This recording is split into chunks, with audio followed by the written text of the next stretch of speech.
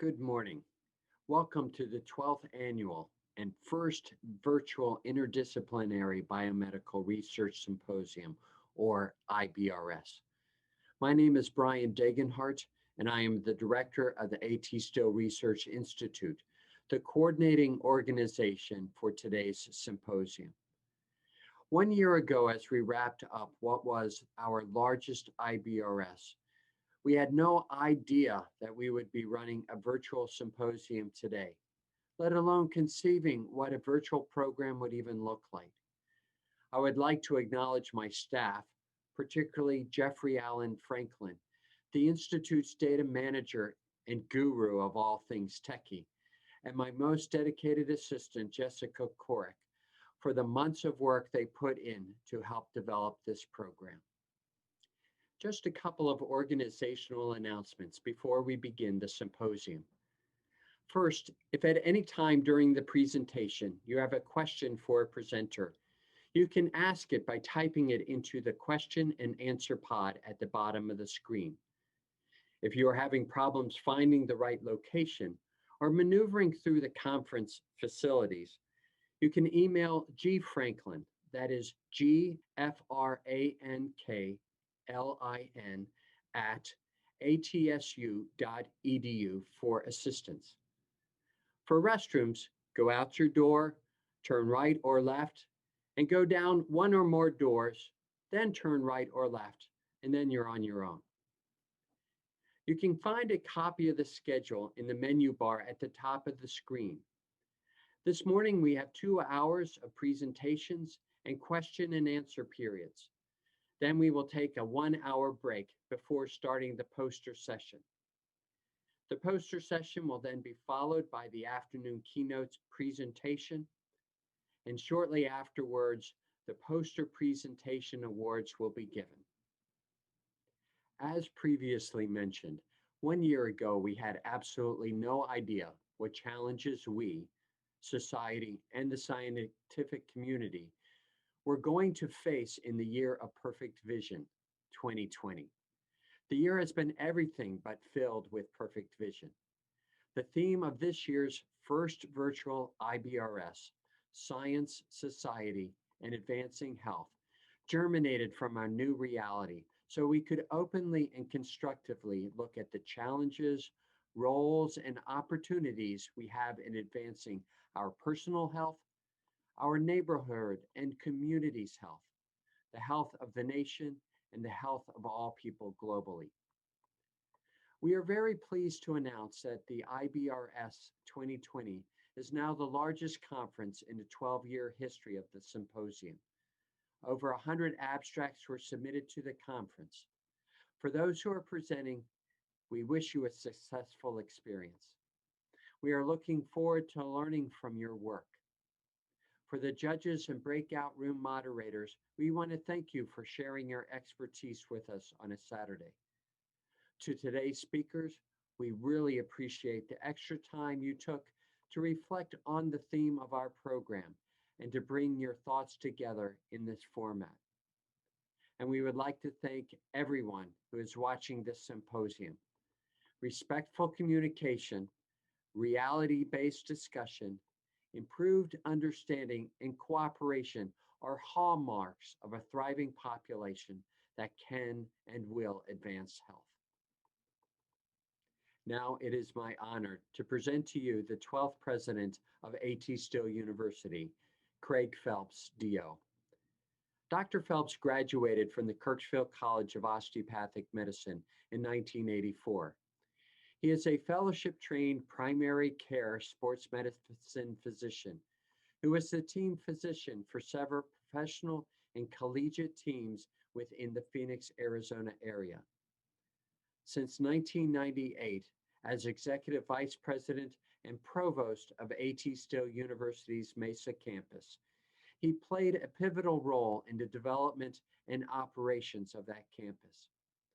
In 2012, Dr. Phelps was selected to be the president of A.T. Still University. And in that role, he continues to expand the programs offered by A.T. Still University to meet the healthcare needs of our nation. He has received numerous professional and civic awards for his leadership and achievements. And so, to begin our 12th annual and first virtual symposium on science, society, and advancing health, please welcome Dr. Craig Phelps. Very good. Good morning, everybody, and thank you for joining us. What a great introduction, and we want to thank everybody today for taking time out of busy schedules to spend a little bit of time and learn about the great work being done at ATSU and with our partners. So once again, thank you to our faculty, staff, students, residents, fellows, and guests that are in attendance today. And I get to give a few shout outs to some of the folks. Thanks to Dr. Brian Degenhardt, Dr. Eric Snyder, Dr. Joy Lewis, Dr. Ann Spolerich, Dr. Joan Davis, Jeffrey Allen Franklin, and Jessica Corrick. Thank you for all you do for ATSU and the Research Institute and making sure that today is a great, successful day. And our keynote speakers, Dr. Don Altman and Dr. Damon Tweedy, thank you. And we look forward to hearing from you. What a great lineup of speakers. I want to thank our poster presenters and, of course, those who judge those posters and our volunteer moderators, and then our service departments and research support, communication and marketing, academic technologies, and ITS. What a great amount of work you've done and successful work to get this started. I certainly miss gathering together physically and having breakfast and looking at the posters and talking with folks. Those time to see everybody eye to eye, face to face, the breaks, the lunch, and then learning of all the great things that everybody is doing.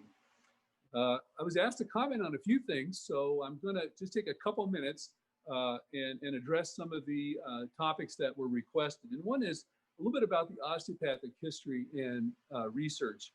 And as you know, ATSU is a teaching and learning institution. But for a teaching and learning institution, we are committed to scholarly activity, and we do a significant amount of scholarly activity. Traditionally, osteopathic research has been funded by the schools, by states, by grant organizations and institutions, and of course by federal, state, and local programs. And that's becoming more and more funded as we grow as a number of osteopathic educational centers. And we have more physicians out in the fields and graduates. And we're seeing a kind of a revival of research in the institutions of osteopathic medicine. And so while ATSU has always been a leader, KCOM, and certainly SOMA with innovation and research, all of our areas within the university, our Arizona School of Health Sciences, our two dental schools, our College of Graduate of Health Studies, all participate in a tremendous amount of scholarly activity. And certainly our students, residents, and fellows. So while we think of the founding school of osteopathic medicine, that founding school has had a significant spread of scholarly activity within ATSU, and then certainly within all the other schools of osteopathic medicine that are now often multidisciplinary professional universities or colleges. So we have in our mission statement, a really fundamental opportunity and commitment to quality education, scholarly activity, and commitment to underserved communities. And I want to talk, just take a moment to talk about the effect that ATSU has. And it really focuses on our graduates from all of our programs, the thousands and thousands of patient visits that occur each day that are part of the DNA of A.T. Still University, dating back to Dr. Still in osteopathic medicine. And we hear that a lot. We hear people say, I don't know what's different about your graduates, but I want to hire them all. Or if we're going to hire somebody, we want to hire someone from KCOM or SOMA or ASHES, ASDO, MOSDO, or COGS. There's a special DNA that our students are able to get out and to express. And I think that's probably the most important thing that our scholarly activity brings as part of the whole. And our graduates continue on to be well-educated and successful. But we're a truly multidisciplinary, multi-professional institution, which makes it pretty exciting because we can look at many different parts of the healthcare continuum and provide opportunities for our graduates to influence many, many segments of healthcare delivery, from administrative at COGS to public health to education, and of course, medicine, dentistry, and all of our professions with ASHES. So we really are a force for advancing the health of society. For the fourth year in a row, we've won the HEAT Award. And that's, once again, outside validation that we're paying attention to our cultural proficiency commitment, and we're paying attention to what's going on in society in regards to an ever-changing population base. And that's a university award. And we're the only comprehensive health science university to receive that award in 4 years in a row. So, you know, I'm a little concerned when you start to get those streaks because, you know, sometimes you're good, that streak might end, but 4 in a row is pretty amazing. And that, once again, is part of the whole process of how we do everything with our education, scholarly activity, etc. And then we have the NAC Alliance, which we'll talk about in a few minutes. But once again, the largest aggregate of healthcare that occurs in the country is through our community health centers, particularly for underserved communities. And we are in alliance with them to help with their research. And this is really kind of, I think, a feather in the cap for our folks that provide research and scholarly activity of the respect that they have at the national level. And how do we think about compassion in research? Well, I don't think we think about it as two different things. I think A.T. Still University conducts itself in a way that we really believe in compassion, cultural proficiency, being kind, reaching out to everybody. You know, ATSU is a place for all. And when we do our research, it permeates through that. And so if someone is looking at, you know, a specific disease entity, a specific type of treatment, a specific type of way that disease is spread or prevented or taken care of at all levels, at the basic science level to the clinical levels, it's permeated with this idea of how can we do it in a way that's respectful to our patients, to our faculty, staff, students, and the community. So I think that is something that we pay attention to. We probably need to pay more attention to it, but it seems it's there and permeates all that we do, including our scholarly activity. A lot of our scholarly activity is around promoting health and educational innovation. And we're lucky that we can have the community health centers to partner with, which I'll talk about in a moment. But we're able to look at and measure that. And we're able to grow leaders both in our academic areas and in our student areas. So when our students do go out post-graduation, they have had exposure to scholarly activity. They're all scientists. They're all in their communities doing work, many of them in leadership capacities, within organizations, within communities, and we're really very proud of all that they do. Tremendous amount of leadership in the community based on their expertise and their experiences with scholarly activity. And a little bit in a moment, I'm going to talk about kind of where we see ATSU going in the future regarding scholarly activity. And once again, this is always comes from input from our faculty and our staff and our community and our board. And it will change, but I'll give you just kind of a little peek on where we think we're going. But I wanted to take a moment to realize the commitment that ATSU has. In addition to the facilities and the personnel and things that we do to support scholarly activity, internally, we funded just under $1 million in the last 5 years for our own internal folks to have an opportunity to do research and scholarly activity. So not only are we committed to raising funds outside the university to come in to support scholarly activity, the university kind of puts its money where its mouth is and funds internally our faculty and students and opportunities to do scholarly activity. And that's often mentioned during accreditation visits, and sometimes to the chagrin of folks who come from larger institutions who certainly don't see that type of percentage for the size that we are going to the faculty and staff of other institutions. So I think that once again talks to the commitment to our strategic planning, to the commitment of scholarly activity, and to improving the healthcare and educational opportunities for our students and address some of the things that we're capable of addressing. But our partnership with NAC is something that really gets us out into communities and gets us out into kind of the world of research and scholarly activity. And our partnership with NAC is really an alliance And its three objectives is to conduct meaningful research that considers the range of personal, social, economic, and environmental factors influencing health status. Pretty amazing that this was developed years ago, and it continues to be something that's in the forefront even more today. And the amount of progress that ATSU has been able to focus on and make this.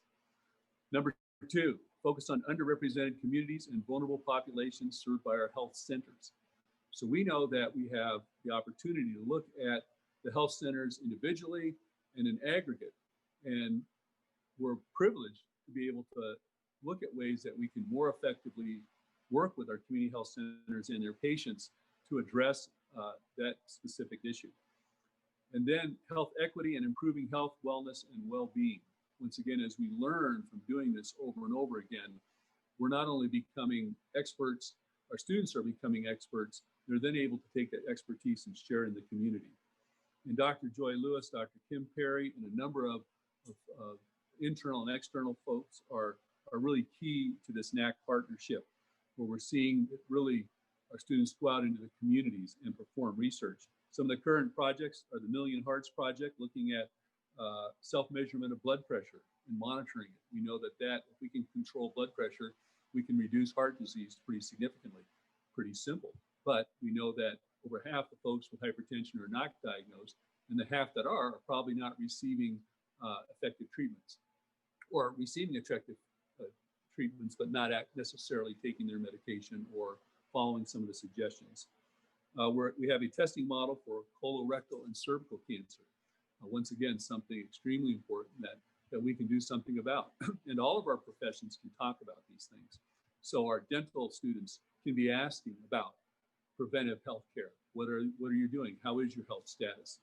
Have you had some of these things? Wow. Hey, listen, my mom or dad had this, or I had this, and please get a hold of your provider and make sure you're doing your prevention. It's great you're here for your oral health, but let's make sure we're taking care of the whole person and also considering some of the behavioral aspects. And then they're doing a nationwide assessment of current vaccination activities and capacity so we can improve our vaccine rates, not only in our community health centers, but throughout our country. Once again, three things that we're working on before COVID-19, but certainly even more important now in the era of COVID-19 and moving forward. So where do we think ATSU may be heading in the area of research? And probably not a lot different than our country's heading and our world's heading. So what are some of the things that are going to be in, and what are some of the things going to be out? And by in, I mean things that are going to be funded externally, funded internally, things that are going to resonate with our new generation of students coming forward. So the first thing is inclusivity and equity are in, right? I think we all know that. Out is exclusivity and inequity. So we have to develop new ways to do our research to be more inclusive. We have to develop ways to have a more diverse faculty, staff, and students. And we have to look at things that used to the old way of doing things and thinking, how can we improve? So things like the ACT and the SAT might have been relevant 20, 30, 40 years ago. But as we know, they're no longer valid instruments, and they're probably on the way out. Certainly in many of the institutions are currently getting rid of ACTs, SATs, or relying on them in a different way. GREs, LASTs, the MCATs, DATs, all those things might have been good at one time, but they certainly are not instruments that we really should be making life decisions for students interested in health professions. We've got to come up with holistic and better ways to do that. And certainly research is an important component of that. And I commend the ACOM and others that are looking at ways to understand students and their potential in a new paradigm, and not in these boxes that we used to put folks in. And I think that's something that's going to promote the inclusivity and equity. Out or in is hypertech, 5G, AI, quantum computing, blockchain, etc. And out is kind of the high tech, right? That's moving out, and we're moving toward hypertech. And that gives us lots and lots of fantastic opportunities. Learn anywhere, anytime versus a sage on the stage. And ATSU, I think, has been pretty good at this. Rarely do we have students come in and sit in a chair for 6 or 8 hours. That's just brutal, and certainly not the way that my son at 13 is going to want to learn when he gets to college and hopefully postgraduate school someday. They want to learn anywhere at any time. They don't want to be bounded by the sage on the stage. And so we always want to look and measure ways for our students to learn effectively. Because if we don't do it, they're going to figure it out. They're not going to come to class. They're going to watch Echo 360. They're going to be online, daydreaming, doing things instead of really learning what we want them to learn. And so I think that's something we want to continue to explore. And we're doing really, really well during COVID-19. Another N is practice at the top of licensing, right? So this is something that, is really, really critical in our healthcare armamentum today. We are in an unprecedented shortage, especially in rural and urban areas of healthcare providers. And we're going to see that accelerate. We talk to HRSA on a regular basis. This is becoming a national emergency as we see healthcare providers retire early, thanks to the stock market. We see healthcare providers that have been burned out through COVID-19. Many have suffered long-term health effects, and we've had deaths in the healthcare provider arena because of COVID-19. So I think a lot of folks are going to hang on, do what they can, see the pandemic through, and we're probably going to see a significant acceleration of retirement across our healthcare professions. And you simply cannot make that up overnight. So our country is really facing a shortage of healthcare providers. And we need to look at ways to effectively educate, research, do the things that we could do so we can get those providers educated with high quality and quickly. Because if not, we're going to be in even a more difficult situation, especially along our borders up north in our rural areas. We simply do not have the providers to take care of our current population, let alone as the population grows. N is outcomes and competency based, right? Why should students have to sit and learn something they already know, and why should they pay for it? Shouldn't happen. They should be able to show their competencies and move on instead of being penalized for that. And so out then is seat time. And we saw the Department of Education's information this summer. We've seen CHIA's notes, and they are accelerating the use of online methodology and outcomes-based, competency-based opportunities. And the institutions that grasp that will be the institutions that move into the 21st century further strongly. The institutions that don't embrace that will find themselves behind and in some cases unable to catch up. Online and multi-channel, right? That's how our young people today want to learn. That's how probably everybody wants to learn. And out our classrooms, once again, who wants to sit in a classroom for 6-8 hours a day? Not us, and certainly not our young folks. And affordability and value. In other words, how can I afford it? And then over time, how did I feel about it? So over time, was there a value to my education at ATSU or at another institution? Did I become a better individual? Did I learn the skills, the knowledge that I needed to be successful? And how was I able to use that over a career to gain value, self-value, value for my patients or folks that I've worked for or with? And how do we think about that? And then how do we measure that? Once again, all opportunities for scholarly activity and research. And certainly out is high cost. This is something that you hear about all the time. So if we can just think about keeping our tuition rates to that of inflation, I think that is kind of a modest and appropriate way to go. If we have to significantly go above the rate of inflation or cost of living at times, then that perhaps will have a negative impact on our students' ability to pay off their loans and come to ATSU or other institutions. And so once again, opportunities for research and inclusiveness of all genders, of all races and all cultures. Once again, we couldn't really do that before without some of the technology that we have. I guess we could have done it before, but many institutions chose not to or didn't have the opportunities to. We have unprecedented access to data, analytics, and other information, unprecedented than we had even 5 years ago.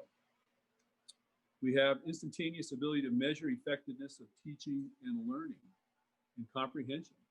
So we can have our students participate in scholarly activity, and we can look in real time what they're doing. We can look at real time how that affected them. We can look at real time when they practice. How did they treat their patients? How was their colon and rectal and cervical screening numbers? How were their oral health numbers? There's a number of ways that we're going to be able to look at instantaneously how effective our teaching and learning and scholarly activity is. And then faster adoption of new methods for teaching, learning, healthcare prevention, diagnosis, and treatment. We won't have to wait as long for those opportunities to occur for our faculty so they can become the best that they can be in educating our students. Our students don't have to wait. They can use innovation and learn in the best way that they can learn more effectively. And then our patients will benefit in the prevention, treatment, and diagnosing of disease, the treatment of injuries. And we'll have that available, and our students will know how to utilize that because we've built a great foundation that includes our research and scholarly activity. And these are just a few of the research opportunities we see moving forward in the 21st century, along with all the other great things occurring with genetics and some of the things that occur in some of our large research institutions across the country. And we seek to partner with those. We see our opportunities to function what I call kind of at the bedside or the sidewalk level, partnering with those institutions that maybe function at a different level with different types of funding and mechanisms. And so that opportunity to build alliances and work together is really, once again, that inclusivity for the 21st century. So that's a lot of information. I hope I addressed the topics that were requested. I'm excited to be able to participate today, and want to thank once again Dr. Degenhardt, Ms. Sublett, and all the teams for putting this together. And I hope that you have an excellent day learning about all the great things that are happening, and we learn from you. Take care.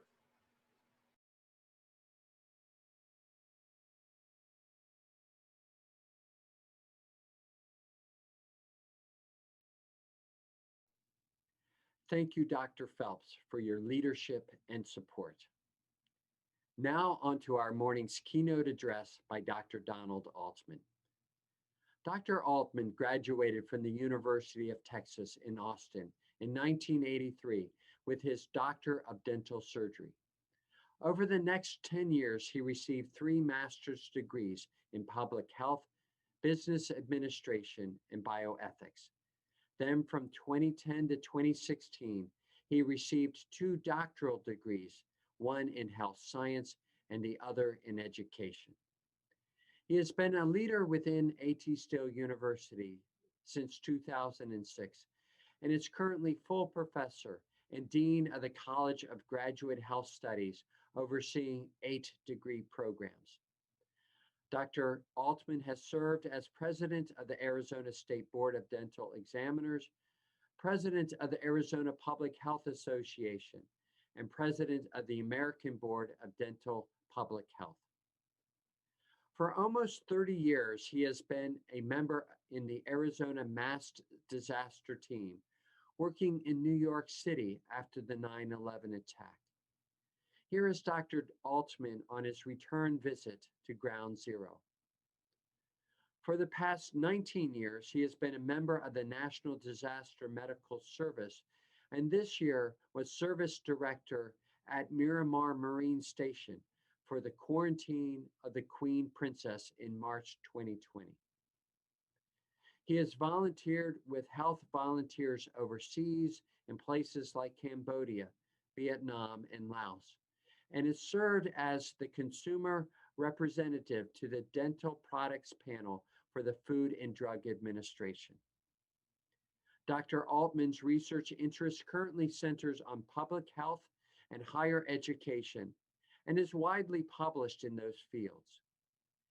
His diverse experience and training provides him a unique skill set to talk about science, society, and advancing medicine in the current era. Please give your undivided attention to Dr. Donald Altman as he presents the 2012 IBRS Morning Keynote Address, Scientific Research Benefits Us All. So why the skeptics? Good morning. I am Don Altman, and it is my honor to be with you this morning. at the 12th Annual Interdisciplinary Biomedical Research Symposium. Biomedical research is vital to the health of our nation and the world. Over the next 30 minutes or so, I'd like to talk about the benefits of research on our health, why scientific research is under attack, the difference between skepticism and denial, conspiracy theories, and how the scientific community might help the public better understand the value of their research. Please feel free to ask any questions or express your opinion in the chat feature throughout this presentation. Research affects our everyday life. It can provide important information about disease trends and risk factors, outcomes of treatment or public health interventions, functional abilities, patterns of care, and healthcare costs and use. It can tell us how we receive healthcare or don't receive healthcare, as the case for many people, how our economy progresses or regresses, how our environment sustains itself or doesn't, and how long we live and the quality of that life. So much of what we now take for granted is based on scientific research. For instance, without scientific research, we would not know who, where, or how many people have access to healthcare, how many people with health insurance use the benefit for prevention services, or only for catastrophic care. Research shows us that healthier populations contribute to a stronger economy, and a stronger economy contributes to a healthier population. The strongest connection between health and the economy is sustaining a healthier workforce. Healthier workers are more likely to show up for work, be more productive when at work, or in better physical and mental health, and are more likely to better themselves through education and skills training. Further, a strong economy means better jobs, better benefits for health insurance, and higher pay. When people are paid more, they are more likely to invest in higher education, which in turn improves health and income. Science has told us that new increased greenhouse gases have produced the hottest global temperatures in the 139 years it has been studied. Environmental issues, drought, wildfires, melting of the polar ice, increased storm surges affect our health. Research discoveries are central to achieving the goal of extending the quality of healthy lives. Examples that have extended the quality of our lives includes learning that tobacco causes cancer, that asbestos and lead are poisonous, that Streptococcus mutans cause tooth decay, that eating fruits and vegetables are better for you than trans and saturated fats, that exercise is good for you, that wearing a mask actually helps to stop the spread of infectious diseases. Research into cause of disease, methods for prevention, techniques for diagnosis, and new approaches to treatment has increased life expectancy, reduced infant mortality, limited the toll of infectious diseases, and improved outcomes for patients with heart disease, cancer, diabetes, and other chronic diseases. In fact, in the 20th century, US life expectancy gained 30 years. From good scientific research, we are absolutely able to promote healthy behaviors and mitigate disasters and protect our water, air, and food supply. If the research enterprise is impeded, important societal interests are affected. Health research has high value to society. Health research has led to significant discoveries, the development of new therapies, and a remarkable improvement in healthcare and public health. Perhaps the most familiar form of health research is the clinical trial, in which patients volunteer to participate in studies to test the efficacy and safety of new medical interventions. Patient-oriented clinical research that tests new ideas makes rapid medical progress possible. Today, the rate of discovery is accelerating.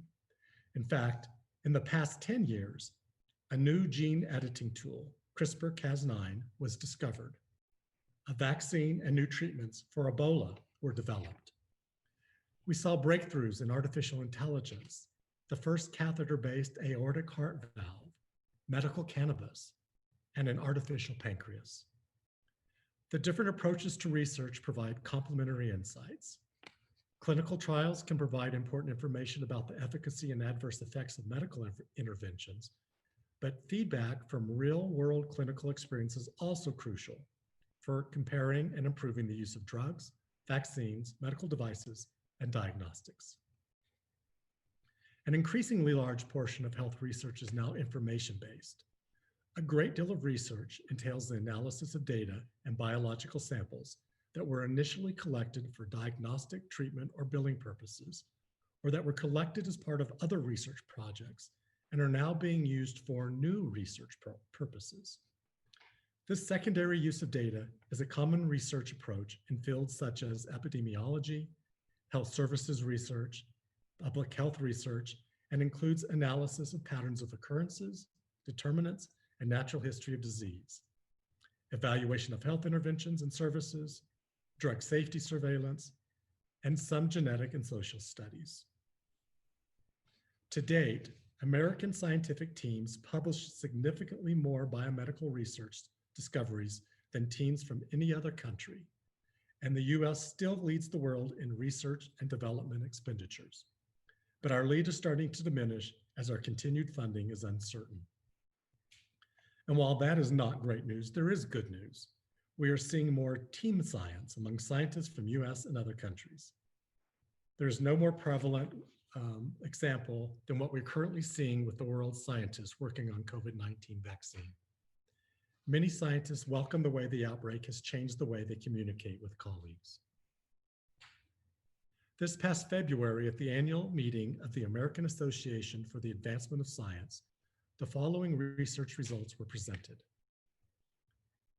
Some public divide over science issues is aligned with partisanship, while many others are not. While climate and energy issues are often aligned with party affiliation, childhood vaccines are not. Childhood vaccines are often based purely on the spread of false information and typically not politics. Americans have differing views about some emerging scientific and technological developments. Pew Research Center has explored the developments around genetic engineering techniques and automation. And the one theme that runs through their findings is that public hesitancy often is tied to concern about the loss of human control, especially if such developments would be at odds with personal, religious, and ethical values. Most of the US sees net benefits from science for society, and they expect more ahead. About 73% of Americans say science has, on balance, had a positive effect on society. This finding is in line with what researchers have found since the 1980s. Americans differ over the role and value of scientific experts in policy matters. While confidence in scientists overall tilts positive, people's perspectives about the role and value of scientific experts on policy issues tends to vary. 6 in 10 US adults believe that scientists should take an active role in policy debates about scientific issues.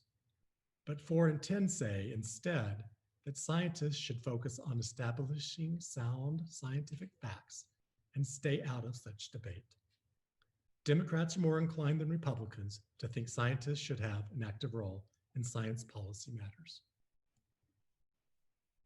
Factual knowledge alone does not explain public confidence in the scientific method to produce sound conclusions. Overall, a 63% majority of Americans say the scientific method generally produces sound conclusions, while 35% think it can be used to produce any result a researcher wants.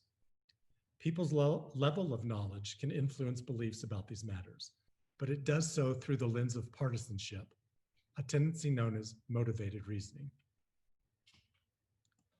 Trust in practitioners like medical doctors is stronger than that for researchers, but skepticism about scientific integrity is widespread. Scientists work in a wide array of fields and specialties. A Pew Research Center survey found public trust in medical doctors to be higher than that for researchers. People who are more familiar with what medical science researchers do were more trusting of these researchers to express care of concern for the public interest, to do their job with competence, and to provide fair and accurate information. What boosts public trust in scientific research findings? 57% of Americans say they trust scientific research findings more when the data is openly available to the public. The question of who funds the research is consequential for how people think about scientific research. A 58% majority say that they have lower trust when research is funded by an industry group. For instance, a dental cavity prevention study about the benefits of chocolate on oral health funded by Hershey's might raise some doubts. By comparison, 48% say government funding for research had no particular effect on how much they trust the findings. Why is scientific research under attack?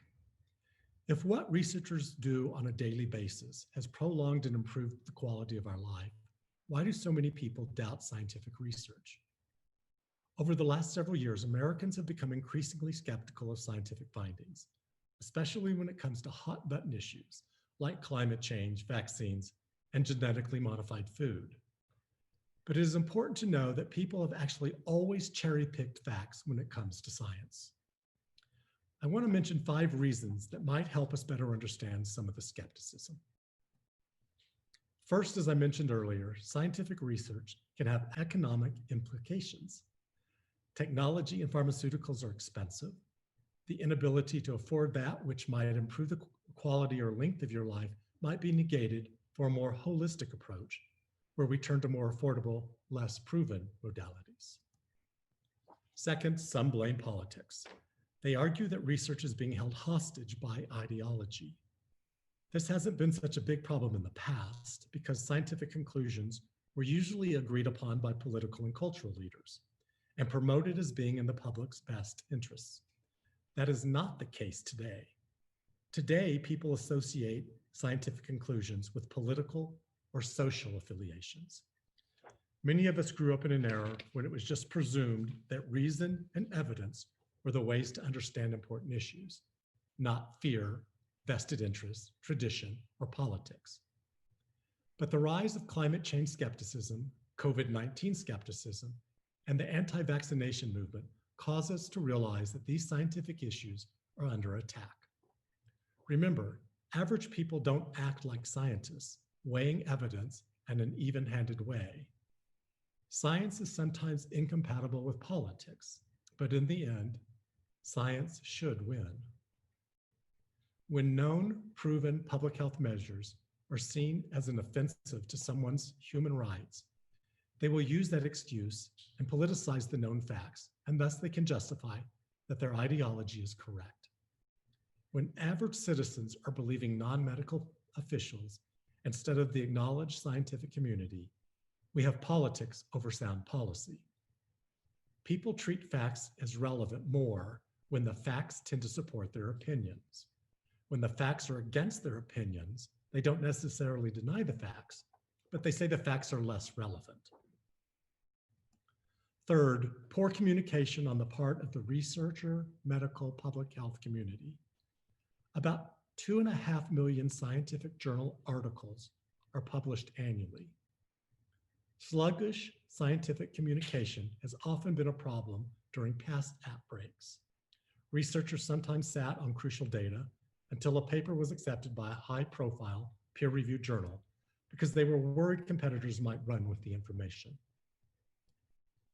Fourth, some believe the lack of education is the problem. That might be true to a certain extent, but not always. Researchers have coined this term, the anti-enlightenment movement, and there's been a lot of frustration and finger-pointing over who or what's to blame. But a team of psychologists has identified some of the key factors that can cause people to reject science, and it has nothing to do with how educated or intelligent they are. In fact, the researchers found that people who reject scientific consensus on topics such as climate change, vaccine safety, and evolution are generally just as interested in science and as well educated as the rest of us.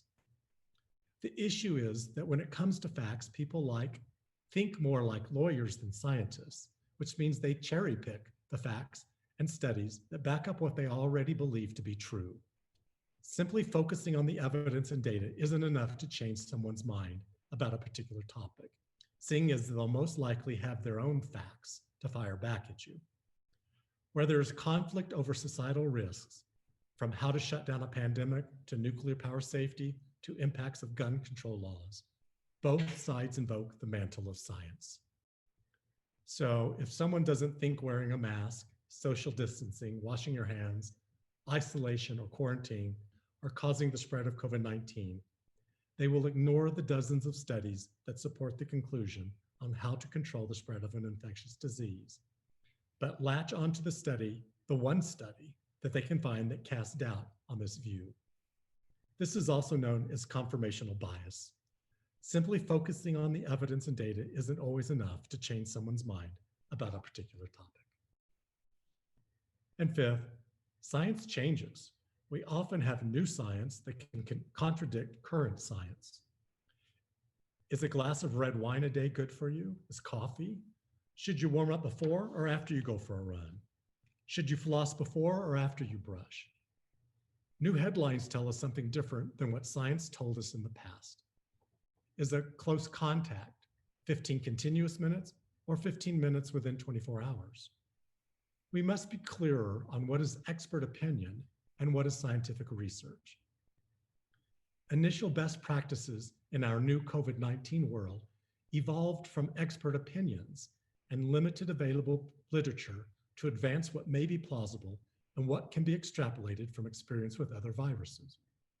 So much about whether spread happens depends on how infectious a person is, how well ventilated the room that people are in is, how the virus might move through the air in a particular setting, whether people are wearing masks, and more. The 15-minute window had just been used as a benchmark to prioritize who should be followed up with for contact tracing and quarantine. One reason why the length of interactions might matter, experts think, is because people need to be exposed to a certain level of virus if they're going to get infected. Researchers still aren't sure what that infectious dose is, and if a higher dose corresponds to how sick people are likely to get. But the thought is that the longer someone is around someone else who's infectious, the higher level of virus they will be subjected to, and the more likely they are to get COVID-19. So, are we provided guidelines that people think are based on science when in fact it is based on expert opinions? And who is an expert? Does all of the differing information confuse the public? Today, there are approximately 4.5 articles about COVID-19 published daily. It's no wonder that the American people are confused. Confusion breeds skepticism. Let's face it, people are looking for consistency in these inconsistent times. Skepticism in a scientist is healthy. Skepticism is the act of suspending judgment, the opposite of jumping to conclusions, when evaluating an explanation or claims. It allows scientists to consider all possibilities and systematically question all information in the course of an investigation. Why is maintaining a skeptical outlook so important? Skepticism helps scientists to remain objective when performing scientific inquiry and research. It forces them to examine claims, their own and those of others, to be certain that there is sufficient evidence to back them up. Skeptics do not doubt every claim, only those backed by insufficient evidence or by data that have been improperly collected, are not relevant, or cannot support the rationale being made. So yes, doubt can have a useful purpose. It often forces more rigorous scientific analysis, which can sometimes lead to new ideas and discoveries. But denial is different from skepticism. When someone denies proven science, it can have long-term consequences, and in some instances, the consequences can be far-reaching, lethal, and can leave deep scars in the scientific community and in the population at large that are really hard to repair. In the case of Andrew Wakefield, who in 1998 proposed the connection between vaccines and autism, it took 12 years to retract the study and for the lead author to lose his medical license. Still, vaccine opponents continue to use the Wakefield study as evidence that children should not be vaccinated. Conspiracy theories appeal to people whose key psychological needs are unmet. Believers crave knowledge, desire safety and security, and need to maintain positive self-esteem. While that sounds like it could describe anyone, some people are better at resisting the temptation of conspiracy theories. Conspiracy theories can be detrimental to your health. During times of crisis and when difficult decisions need to be made, psychological needs are particularly threatened, and people are looking for ways to cope with the challenges they face. That's when an average person can become enthralled by a conspiracy theory. They may devote hours of their life to learning about it, join online groups that skew their news feed in favor of related content, and even change personal behaviors, like refusing to wear a mask because they believe COVID-19 is fake. And you should know that there are over 20 conspiracy theories on COVID-19 alone.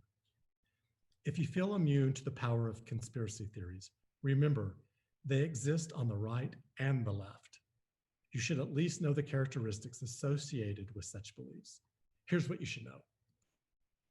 We're living in a time of intense information warfare. Conspiracies are real and do happen, which makes assessing the merits of a new theory difficult. After all, tobacco companies knew for decades that cigarettes contained carcinogens, but hid the evidence from consumers. If one conspiracy theory turned out to be true, then many others suddenly seem possible. While legitimate conspiracies warrant healthy skepticism of powerful companies, governments, and individuals, that cynicism has warped into a widespread, profound mistrust of authorities and experts. When a mass shooting happens in the US, for example, it's now common for a vocal minority to insist that the tragedy is instead a false flag, designed to ultimately wrest guns away from their owners. Such nihilistic suspicion can be traced back to America's founding, but it's exponentially compounded by digital information warfare happening now.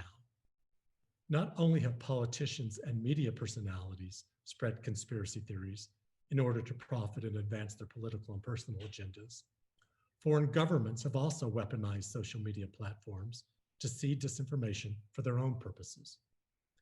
If you spend an inordinate amount of time on social media or extreme political sites, if your news feed is filled with wild claims about hidden plots, or if you spend hours searching for evidence of these theories online, you could be vulnerable to conspiracy theories. Conspiracy theory believers have common traits. While conspiracy theory believers are often trying to satisfy unmet psychological needs, they share other common traits. Research suggests that narcissists and people who yearn to feel unique tend to adopt conspiracy theories. Conspiracy theories allow people to feel that they are in possession of rare, important information that other people don't have, making them feel special and thus boosting their self-esteem. Political views matter as well. People at both extremes of the political spectrum tend to believe in conspiracy theories more. The association between ideology and conspiracy theory beliefs isn't clear yet, but it might be linked to people's need to feel positively about the groups to which they belong, including political parties. An unproven theory that casts one group as maliciously threatened by its opposition could strengthen that group's sense of identity and belonging. And your critical thinking abilities need to be strong. People must think critically about the information they're consuming. This may seem obvious, but it's easy to overestimate one's ability to evaluate facts, data, and arguments. Everyone is susceptible to the tendency to interpret information in ways that reinforce their existing beliefs. You can combat this dynamic by relying on reputable news and media sources that challenge your views. You can also engage in reasonable conversations with people who hold different or opposing views. When someone sees a story that sounds outlandish or too good to be true, they should assume it's false and avoid sharing it, unless it's verified by multiple reputable sources. If something is true, it will stand up to scrutiny over time. To prevent being drawn into conspiracy theory, identify what widely respected sources of information you can trust, even cautiously. YouTube channels hosted by people with marginal or non-existent expertise and private Facebook groups filled with people making connections with little evidence or support do not meet that bar. People must carefully appraise the information they come across and listen to experts. They must be willing to engage with the possibility that the information they read is incorrect and untrustworthy. Believing that if you eat garlic or peppers, you will be cured of COVID-19 are generally harmless. But when people begin drinking bleach or high-proof alcohol, the results can and have been lethal. More than 700 people in Iran have died due to drinking high-grade alcohol in an attempt to be cured of COVID-19. So how can we do better? Communication is the key. Our scientific and public health experts need to communicate clearly and often using various communication outlets. When Ebola cases surfaced in the US 6 years ago, the CDC steered the public health response, holding 13 news briefings in 1 month and deploying thousands of staff globally to stop the virus. The CDC also won accolades for its leading role in the Zika epidemic and the H1N1 flu pandemic. This year, the CDC didn't hold a single news conference on the coronavirus pandemic in 4 separate months. The health research community should work to educate the public about how research is conducted and the value it provides. The growth of social media and online news outlets have given scientists powerful ways to share their findings. For example, the World Health Organization recently teamed up with Wikipedia, the first between Wikipedia and a health agency, to grant the online encyclopedia free use of its published information, graphics, and videos. This all in hopes of helping the efforts to stop the spread of false information about the coronavirus pandemic. The first WHO items used under the agreement are its Mythbusters infographics, which debunk more than 24 false notions about COVID-19. Future editions could include treatment guidelines for doctors. And if the arrangement works out, it could be extended to counter misinformation regarding AIDS, Ebola, influenza, polio, and dozens of other diseases. Scientists need to think outside their normal ways of sharing information in order to get their information to the public that is used to getting their information through short messaging. Keep in mind that what is typically shared on social media, and for that matter, on the television and in newspapers, are sound bites and headlines that can be slanted to the originator's personal opinion. There is a reason they are called social media influencers. You cannot believe everything you read on social media or your news feed or everything you hear on the television. Remember, skepticism can be good. Scientists, when communicating with individuals, need to look into the roots of people's unwillingness to accept scientific consensus and try to find common ground to introduce new ideas. Rather than taking on people's surface attitudes directly, tailor the message so that it aligns with their motivation. So with COVID-19 skeptics, for example, you find out what they can agree on and then frame prevention messages to align with these. COVID-19 skepticism slows the global response to the greatest social, economic, and ecological threat of our time, and it has caused over 220,000 lives. Scientists need to be advocates for sound scientific research. They need to present findings to their colleagues at professional conferences, write guest editorials to their local newspapers, and speak to their elected officials about the value of using science to protect the health of the public. Even though professional organizations are not gathering in person, they are holding virtual meetings, and researchers should adapt to the change and participate.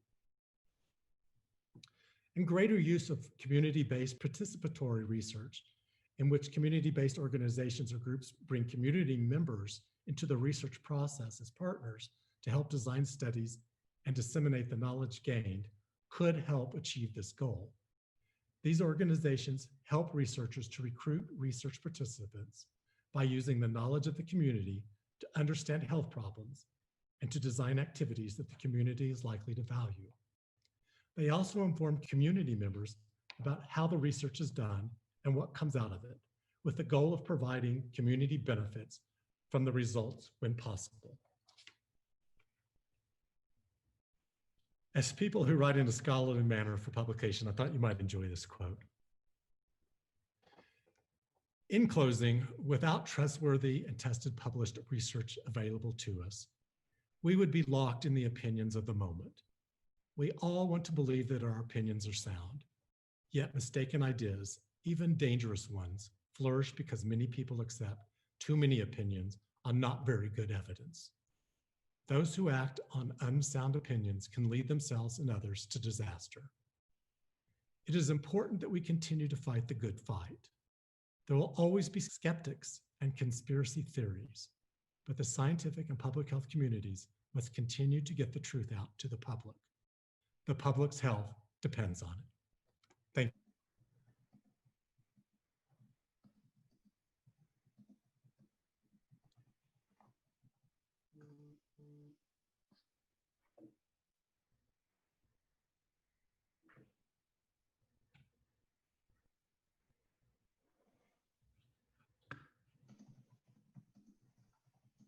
Good morning, everyone. Are there any questions for me, Jane? Well, yes. I have one question so far, and we have time for maybe one more if anyone wants to type that in the question and answer. So our first question is, the person says, you raised the point that being skeptical is vital in science and in society when evaluating information. While fake news certainly is an issue here, it seems that the scientific community has developed some policy that may be supporting corporate influences versus public health in the view of skeptical public. Can you comment on this skeptical perspective? So I do think that actually is happening. I think a lot of our research is sponsored by corporate sponsors, and I think that inherently causes people to be a little bit skeptical.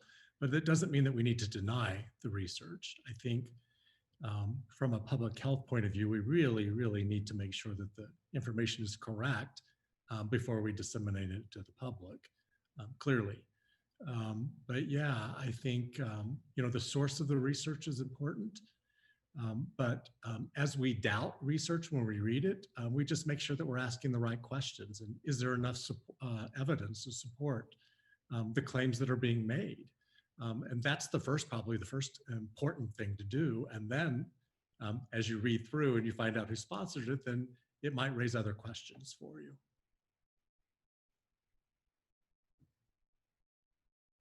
All right. Well, I don't see any other questions. And since we're running a little behind, perhaps we'll just go on headed to the next presentation. So thank you very much for an informative presentation. Enjoy your day. You too. Thank you, Dr. Altman, for your interesting and candid presentation. Hello, I'm Dr. Jeremy Hauser, Associate Professor in the Department of Anatomy at KCOM and co-chair for the IBRS. Next, we have a panel presentation from the Center Directors of the A.T. Still Research Institute. The A.T. Still Research Institute was established in 2002 with the purpose of advancing patient care and wellness through the development and support of premier whole person research. And by doing so, advancing the scientific evidence base of osteopathic medicine and associated health professions within A.T. Still University. There are 3 centers within the Institute: the Center for Oral Health Research, the Center for Research in Osteopathic Manipulative Medicine, and the National Center for Community Health Research. Continuing with our symposium's theme, Science, Society, and Advancing Health, the title of the panel presentation is Reflection, Research, and Results. I will now pass this on to the Center Directors, first to Anne Spolarge. Hello, everyone. I'm Ann Spolarich, Professor and Assistant Dean for Research at ASDO. I also have the privilege of serving as the co-director with my colleague Dr. Joan Davis from MOSDO. We direct the Still Research Institute Center for Oral Health Research. We are honored to have this time today to share with you some of the activities that are happening on our respective campuses as part of our center. First, let me tell you a little bit about the mission of our center. Our mission is to promote whole person health by translating outcomes gained from clinical, behavioral, and exploratory research into advances in dental education and practice. The overarching intent of our center is to establish an infrastructure to support the growth of a cadre of researchers who possess the skills to conduct research, to mentor novice researchers, including students, and to serve as leaders in the translation of knowledge gained through research into both the dental curriculum as well as into practice. You'll find that the faculty who are members of our center are highly dedicated and committing to training novice investigators, including our students, and we look for many opportunities to include students in our ongoing research projects. So first, I'd like to tell you a little bit about some of the activities that are happening through our center on the Mesa campus, and then I'll turn the podium over to Joan so she can share with you what's happening on our Missouri campuses. So, our faculty members at the center on our Mesa campus are nationally known experts in caring for individuals with special needs. And because of that, we have a lot of research activities related to how we can improve both oral health quality of life, as well as training programs to create the next generation of clinicians who will provide care to individuals with special needs. Through a generous grant from HRSA, we conducted multiple major initiatives looking at how can we help to improve training in caring for this population. So we have one large study that is kind of the first of its kind, where we're looking at how well individuals with intellectual and developmental disabilities can recall oral hygiene education that's been given to them, as well as assessing their oral health literacy, how they value oral health, and what kind of information they're looking to receive when they come in for their dental appointments. It may surprise you to know that there's very little information about this type of information knowledge coming from the perspective of the patient. We've actually presented this research at multiple national meetings, most recently at our special care dentistry annual session. We also have involved multiple students who were all part of the SRI Student Clinician Researcher Program who've worked with two of our faculty looking at testing a model that was proposed from some colleagues of ours in Europe using different theoretical frameworks to study dental student behavioral intent following training exposure to special care dentistry. We looked at the impact of a dental student's perceived intent to care for these individuals while they were second year students getting didactic training in the classroom. And then we followed back around with them when they were fourth year students after they had 2 years of exposure of working with people with special needs. Happy to report to you that the vast majority of ASDO graduates fully intend to care for this population after graduation. Individuals with special needs are among those who are most vulnerable to oral disease and who are among those who are most underserved throughout the world. So we're really excited to be able to share our training models and our outcomes with the global dental community so that we can translate some of this training into their educational curricula. I also had the pleasure of working with some of our dental hygiene faculty who are also fellows in special care dental hygiene. We've trained almost 300 dental hygiene students in the Phoenix metropolitan area with a very highly developed didactic and clinical training curriculum. And we've tracked their intent, again, to treat individuals with special needs. We had very positive outcomes from this program in terms of improvements in knowledge, attitudes, as well as their clinical behaviors. Again, with the vast majority of our graduates telling us that they plan to treat this population. We've also shared the outcomes of this training program at numerous national meetings and most recently in Brisbane, Australia, with the global dental hygiene academic community. Our faculty are also committed to improving the oral health in a variety of medically complex patient populations. We've also included many students in these projects, and some of these projects include how to improve access to care for people with bleeding disorders, most notably with hemophilia.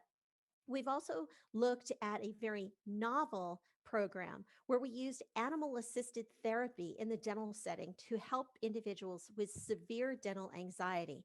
And we looked at the impact of exposure to a therapy dog on clinical biomarkers of stress, including salivary cortisol, blood pressure, and pulse rate. We've also done a couple of different studies looking at point of care testing devices for people on Coumadin, as well as point of care testing for people with diabetes.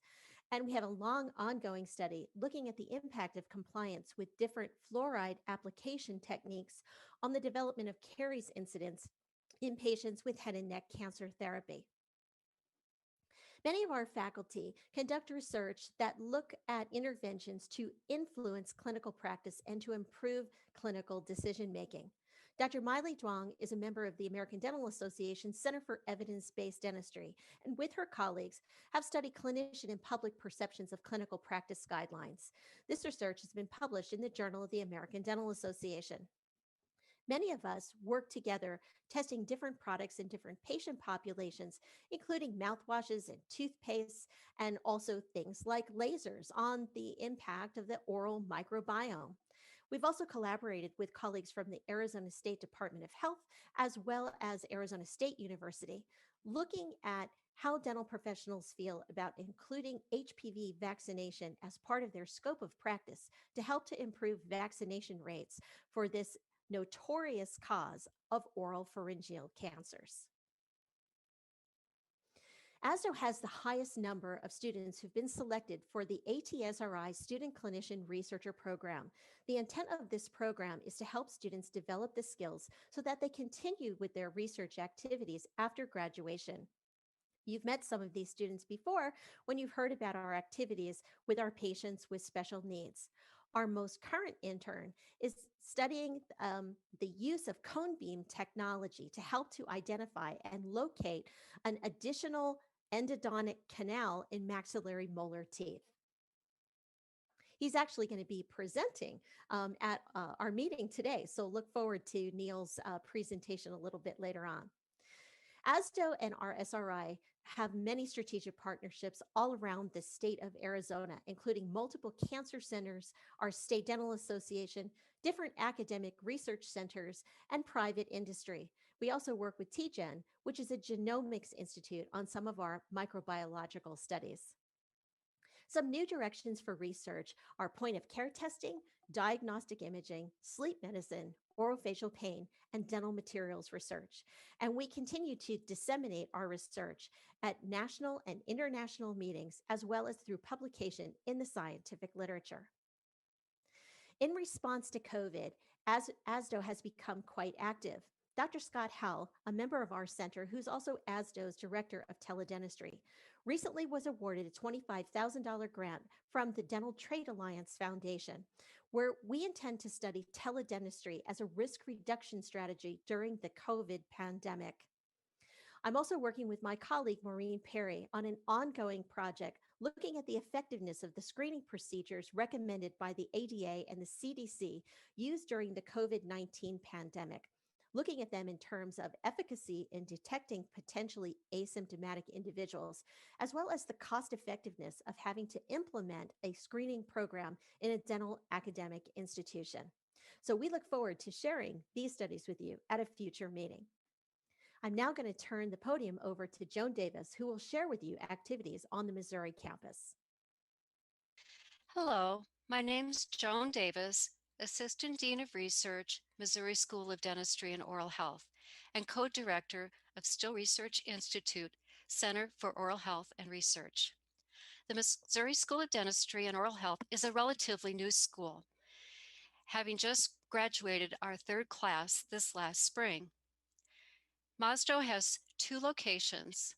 Our campus in Kirksville contains our first and second year students receiving foundational training.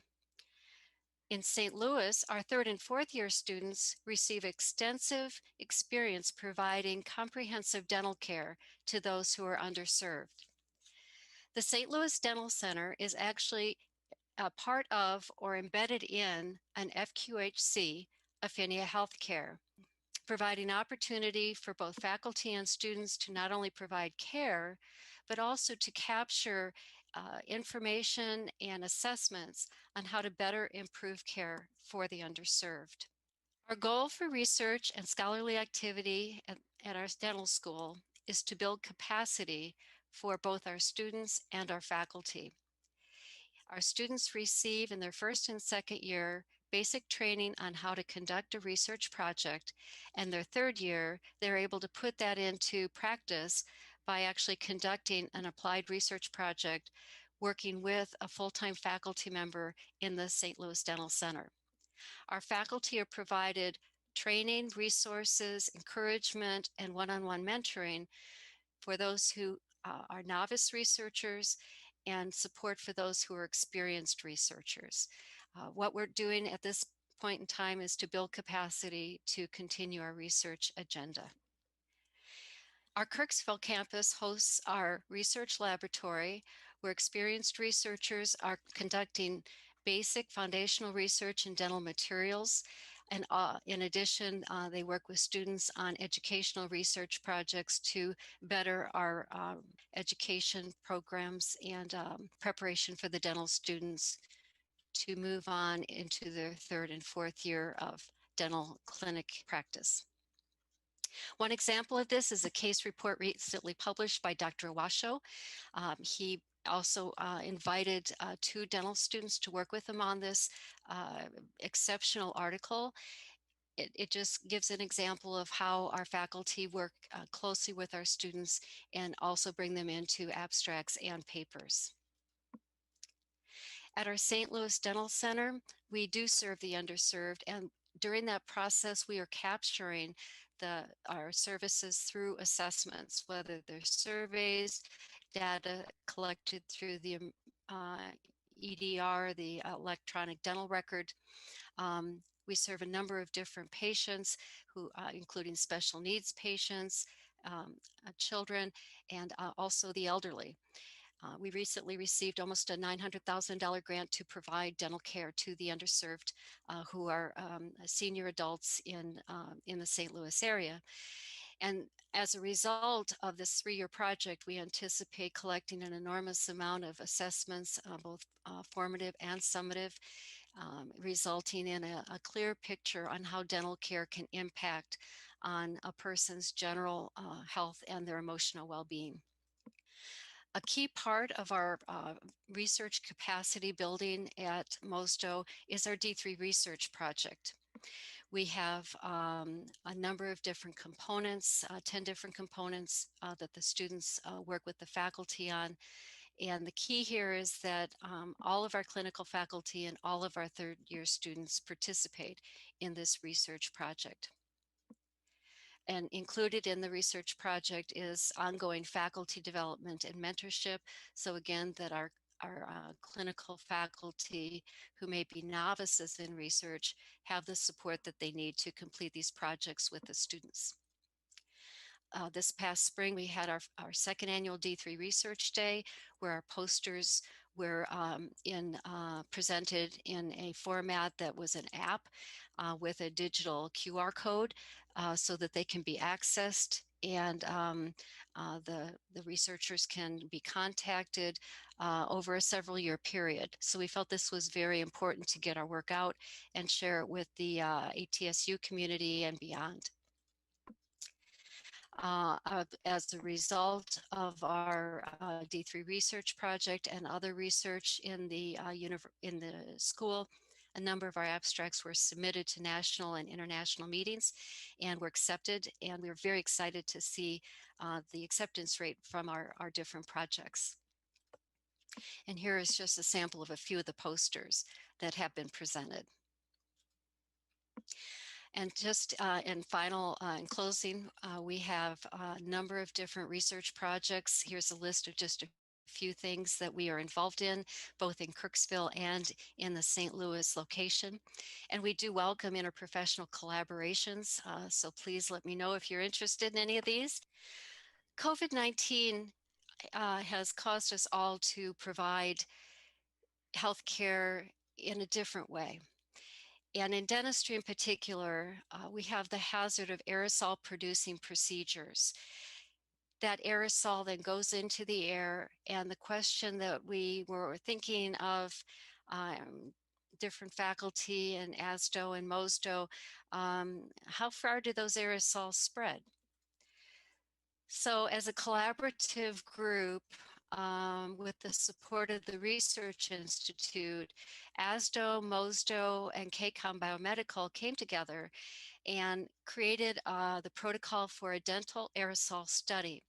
In this study that we're about to conduct, we are going to be placing agar plates throughout different places in the clinic, and then closing them, closing the agar plates and incubating them and assessing the colony forming units in hopes of finding out how far those aerosols travel and what the risks are to patients and clinicians, and then come up with different mitigation strategies to keep the spread of those aerosols to a minimum. So this is just an example of 3 different ATSU units coming together and addressing an incredibly important and timely issue. So on behalf of Ann Splarich and myself, we thank you for your time and attention, and be well. Thank you. Hi, I'm Eric Snyder. I'm an osteopathic physician here at A.T. Still University, and I assist Dr. Degenhardt in his work directing the Center for Research in Osteopathic Manipulative Medicine, also known as OMM. At the Center for Research in OMM, the focus here is on investigating the hands-on portion of osteopathic patient care. The center is focused on developing methodologies and applying technologies which provide objective measurement of fundamental palpation skills. In addition, this center is evaluating the outcomes of using those skills in providing patient care. Over nearly the last 20 years, this center has sustained several lines of research with an attempt to better understand musculoskeletal medicine using a scientific approach. As we reflected at the center on the events of 2020, as we were preparing for this symposium, events which were nicely summarized by Dr. Altman, we decided to focus on just one aspect of the research being performed within this center for this presentation. Over the past year, many of you noticed slipped in between the reports of COVID-19 and the numerous political issues, we were occasionally reminded of another major issue that's been worsening throughout the 21st century. And that issue is the issue of the US opioid epidemic. The opioid epidemic over nearly the last 20 years has claimed the lives of about 750,000 people in the United States. Over the last 3 years, the numbers continue to increase and worsen each of the last 3 years. As we think about our population in the United States and in the world in general, our global population is aging. And as we age, the severity of most of our musculoskeletal conditions tends to worsen. And this happens as we're developing more medical conditions, becoming less physically active. So the likelihood is that the global burden of pain will continue to increase significantly if it remains unchecked. And the pandemic of pain in the United States currently involves about 100 million United States adults. That's about 40% of our adult population, and pain contributes substantially to morbidity, mortality, increasing disability, creates increasing demands on our healthcare system.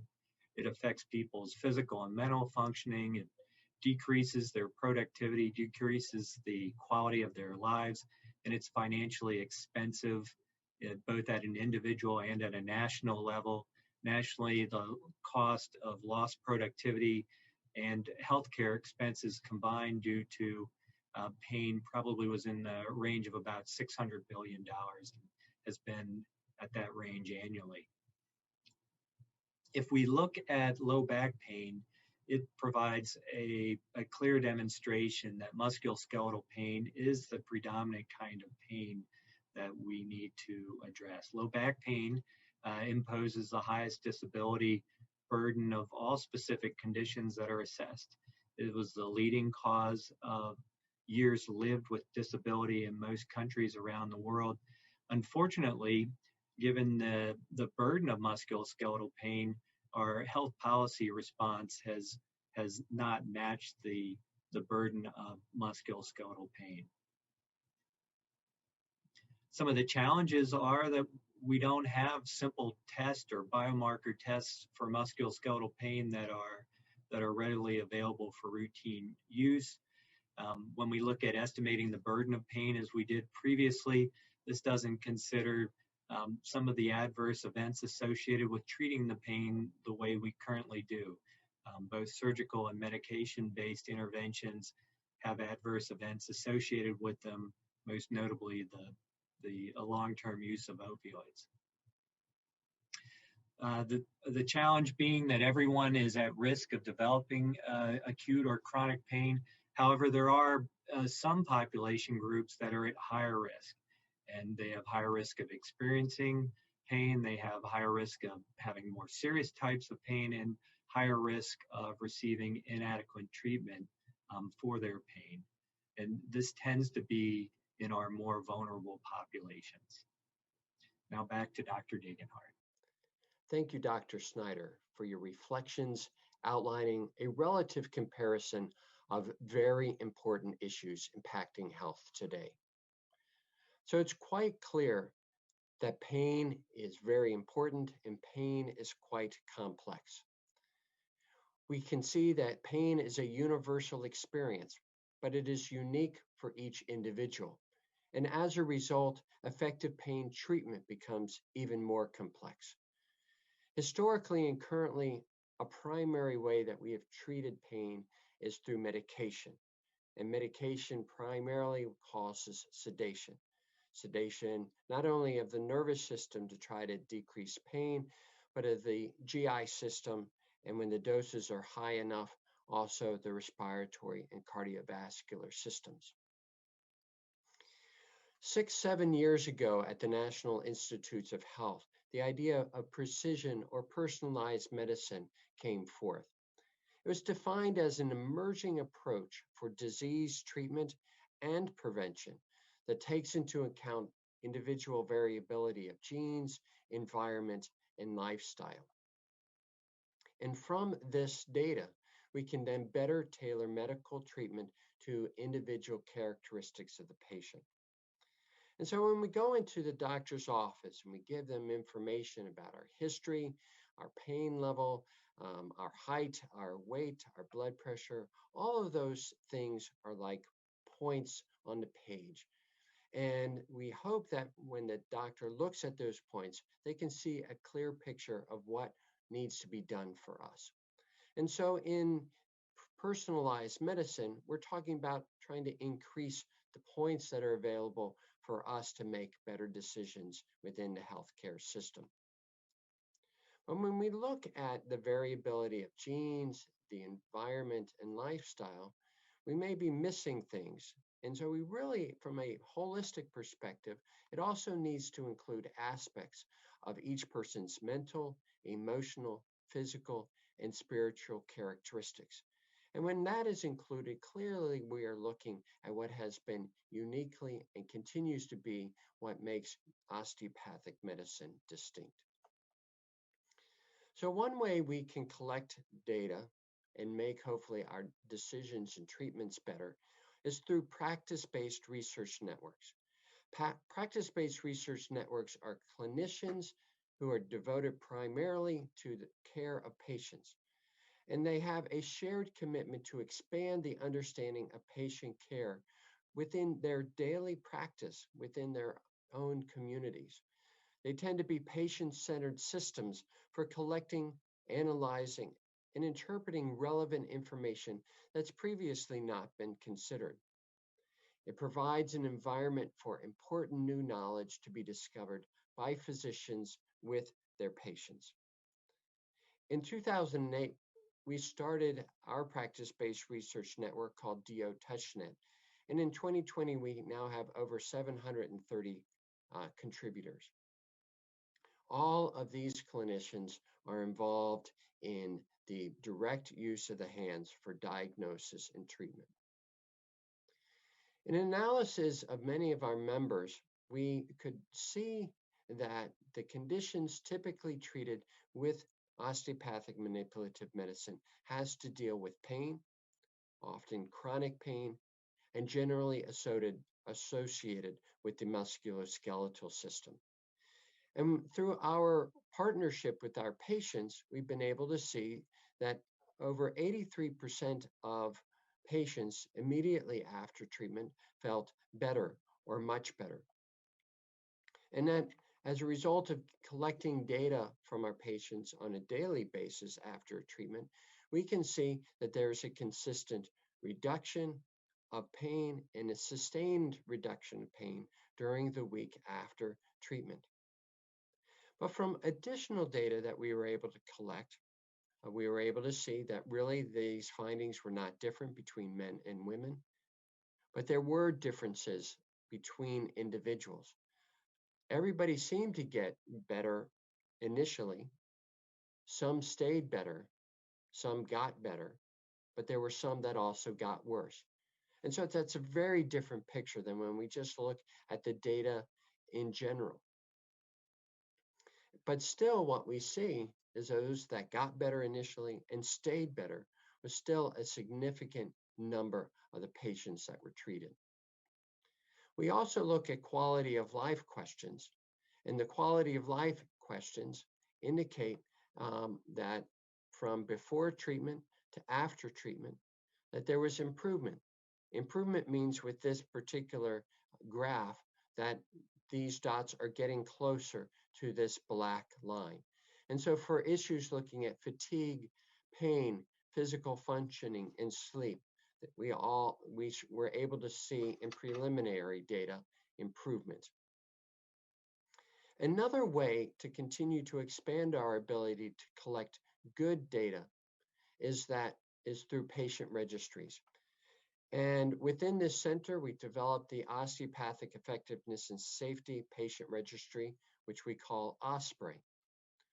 In patient registry, we establish enhanced partnerships, new roles for patients and clinicians in order to improve the work that is being done. We know that with pain treatment, it is never about clinicians' intervention alone, but it's about the patient and their support system working with the clinician in order to improve the pain condition.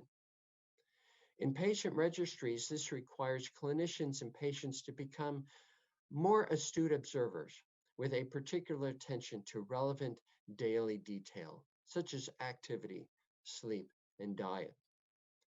We have seen that pain and impaired physician and emotional functioning are important and should be measured routinely.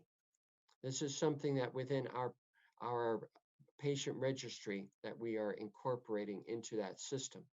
We're developing an online system to collect data to make it easier for patients so they can collect it at various times, not just within an office visit. A variety of patient registries are using wearable monitors to help increase the quality of data. So the goal is by expanding data and improving the quality of that data, we're going to be able to connect the dots better. The quality of the data that will be generated will be more meaningful within the network and within society. But the patient needs to recognize that there are opportunities and challenges. We can get better information to help them improve, but it's going to require some time and dedication for them to self-monitor, to become more insightful, and to report those findings to their patients. So as we face the global millennial pain pandemic, DO-TouchNet, as well as many, many other groups within the world, are working hard to better understand pain and how to treat it. Right now, there are no answers or solutions, but osteopathic manipulative medicine is playing a role in effective treatment of primarily musculoskeletal pain. We know that we need interdisciplinary approaches that combine physiological, cognitive, psychological, clinical, and self-care approaches that will help produce the best result. In other words, how do we become more holistic in providing more patient, personalized, and precision care? There's no question that the system that is best to address this is science, and that science has addressed many of the most difficult questions that humanity has posed in the past century. And it's the partnership between the scientific community and society that is crucial.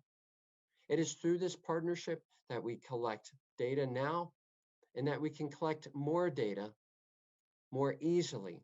And as we try to connect the dots, we can, through our partnerships between science and society, we can see whether or not those connecting of the dots are correct. And if they don't seem to be able to collect even better data, that with time, we can then begin to see the picture. That when we connect dots, we see that it requires all of us working together cooperatively in order to improve and advance the health of society. Thank you very much. Hi, I'm Dr. Joy Lewis, and I am here to talk about the National Center for Community Health Research. The National Center for Community Health Research is a partnership between A.T. Still University and the National Association of Community Health Centers.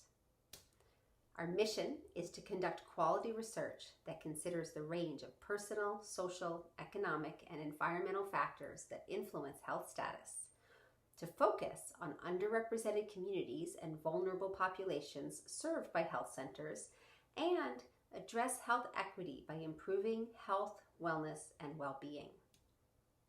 All of this towards a vision of optimal health and well-being for underrepresented, vulnerable populations through the advancement of quality research. I will go through some of our areas of focus and accomplishments. Our community-oriented primary care projects with students, residents, and fellows are performed every year. We have had over 125 of such projects over the last decade. We have a primary care training enhancement grant from HRSA, and with this grant we run a primary care transformation executive fellowship. We are involved in a number of NAC partnered research projects, many of which are funded by the CDC. And we are part of the Accelerating Change in Medical Education Consortium. And we also have projects in other areas of medical education, including technology-enhanced active learning, and we have significant leadership in the field of this teaching students and residents and all providers to identify and document social determinants of health. ATSU SOMA is partnered with NAC, or the National Association of Community Health Centers, and our students spend the first year at the main campus in Mesa, Arizona, and then they spend years 2 through 4 embedded in contextual learning environments at 15 health center partner sites.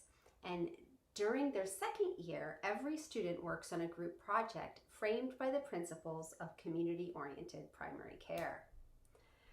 With community-oriented primary care, or COPC, we are able to combine public health and primary care education and bring public health and primary care together to address the needs of a community. All of our students and our fellows and our residents go through this process of defining the community of interest, identifying the health problem, developing and implementing interventions, and then conducting ongoing evaluations of the process and the outcomes. Ideally, these projects involve the community. The idea being that we are taking care of needs of patients who seek care, but also of people in the community who do not seek care. All of our projects incorporate and address the social determinants of health. And they can do this in many different ways, but addressing the social determinants of health, making a difference in these factors are really core parts of our projects. If I cannot do great things, I can do small things in a great way. Our students do many great things. However, it is important that they focus their projects on the needs of very specific communities. And often these are smaller communities, or the projects are in a smaller scope and are not generalizable to others. But a key factor is that the projects we do are addressing needs of communities that are often left behind in other research projects or quality improvement projects or other programs. Don't necessarily reach the people who have the greatest need. So our focus is on the changes we can make and the benefits we can provide for the people that we work with. And our focus is not on how to make all of our projects generalizable on a larger scale. So when I came across this quote, I felt it really resonated with what we're doing. We are doing really important work, and sometimes we focus on doing some small things or smaller projects and doing them in a great way. Our students are positively affecting many lives. Medical students in Arizona have worked with local kids in schools and taught them about nutrition and exercise. They've given them monitors so that the kids can count their steps, and they've given them different tools and ways to motivate themselves towards exercise.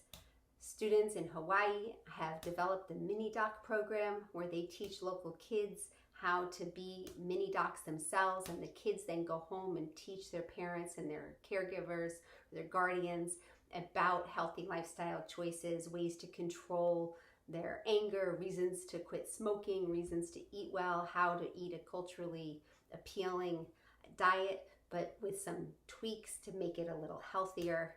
And these mini docs have developed a garden and made all sorts of delicious food together in the garden and have talked about how to make healthier choices. Students from SOMA in other areas have done just many creative different projects that have made a difference for the people and the communities served by our health centers. We tend to focus on the HRSA clinical priority areas of care integration, substance use disorder and the opioid crisis, diabetes prevention and control, and we're looking towards projects on intimate partner violence. And I feel it is extremely important for all physicians to have a basic understanding of and appreciation for public health. And never before has this been so important in my lifetime as now, where public health measures are really key to addressing this pandemic. One thing we stress with our students, and some of our students are stressing in their current projects this year, is the fact that people are most infectious with SARS-CoV-2, the virus that causes COVID-19, the day before they have any symptoms. So asymptomatic spread is a big problem. And our students are helping to educate community members about the importance of practicing physical distancing, wearing face masks, and at times even face shields or goggles, and the importance of washing hands to help stop the spread. And we encourage mass testing, contact tracing, and isolation for those infected. Just these measures on this slide can make a big difference in curbing the pandemic. We focus on health literacy, the obesity epidemic, healthy eating, nutrition, prevention, hand hygiene, and some students have explored gun safety and public health and have explored other important issues facing the nation right now.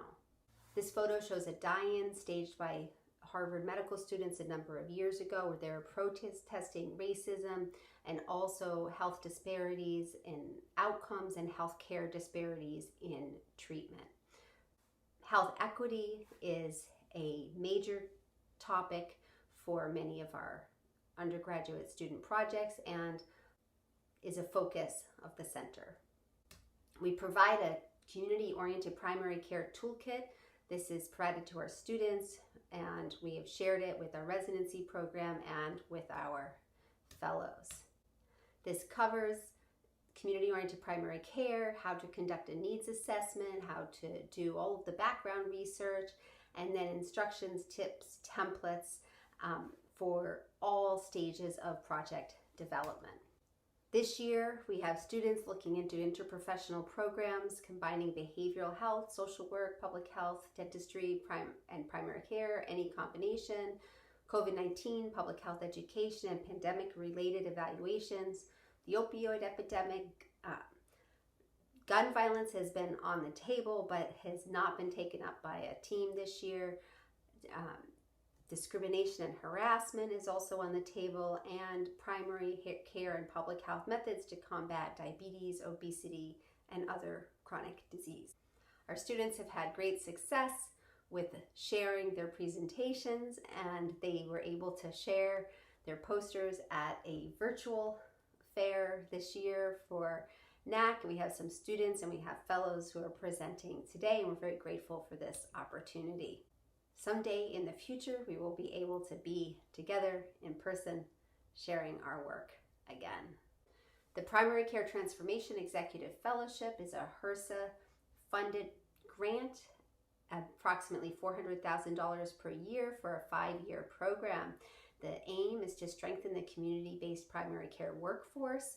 We are now in year 3. We promised we would train 20 fellows in 5 years, and we have trained 12 in the first 2 years, and we have 4 in the program this year for our 3rd year, so we are very much on track. This 1-year fellowship is for primary care physicians and physician assistants with 2 or more years of health center clinical experience. And post-fellowship, our fellows have all joined the Leadership Academy, and we formed this to promote, support, and share community-based research. Our fellows conduct community-oriented primary care projects using the same methodologies that our students follow. We also are involved in many different NAC-partnered research projects.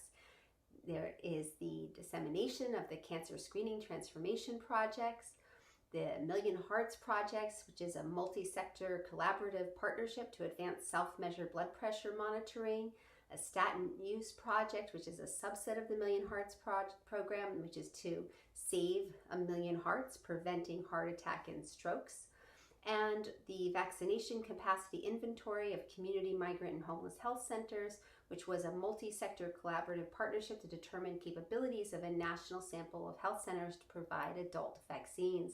Information and findings from this project were presented to the CDC and were published, and I also believe that this project will give us some information that can be instrumental in looking towards dissemination through health centers of a COVID vaccine. Some sample additional projects and publications are listed here, and I'll share the slides.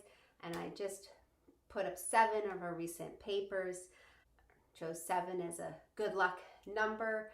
So 1, learning to speak up for patient safety, interprofessional scenarios for training future healthcare professionals, where we work to empower undergraduate medical students to speak up when they saw something that was questionable, and we used patient simulation. Teaching students to identify and document social determinants of health. Here we used a proprietary list of social determinant codes and the more recent ICD-10 codes, and our medical students in real time documented the social determinants of the patients who they saw in clinic over the course of a number of academic years.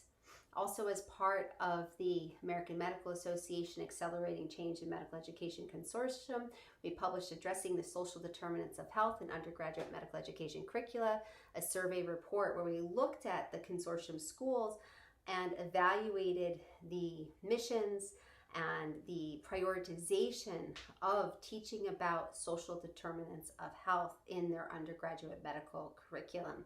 And we are able to draw some conclusions and make some recommendations based on the survey report. Our medical students take the importance of social determinants of health study to heart, and this article is published from work led by our medical students who are now recent graduates.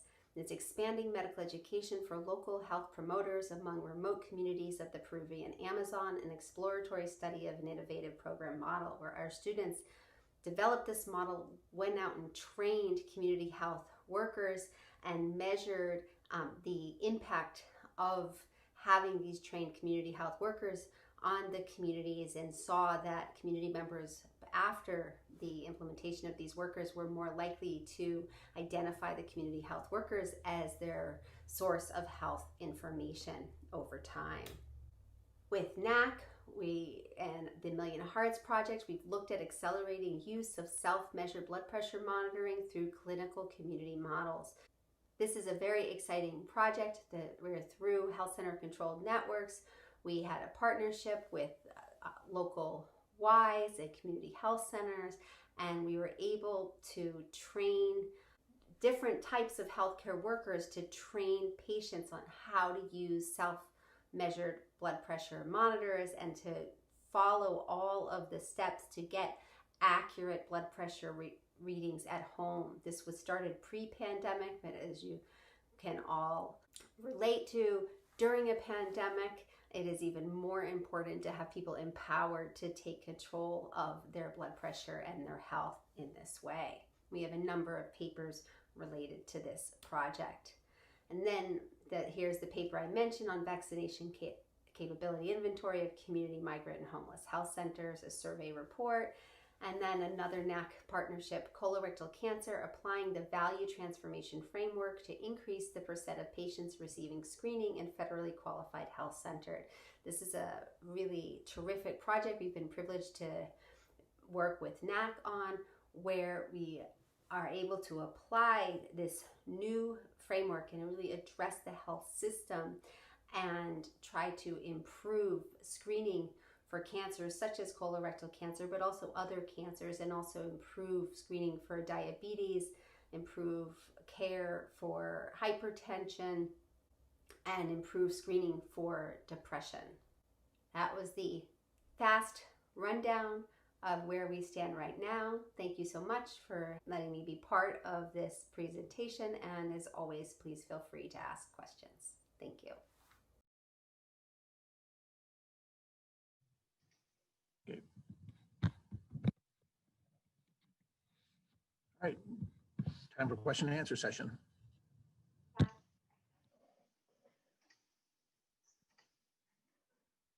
So we're so grateful for the center director's presentations, and I'm looking forward to forwarding your questions to them. So if you would like to ask a question, please feel free to ask it in the chat area.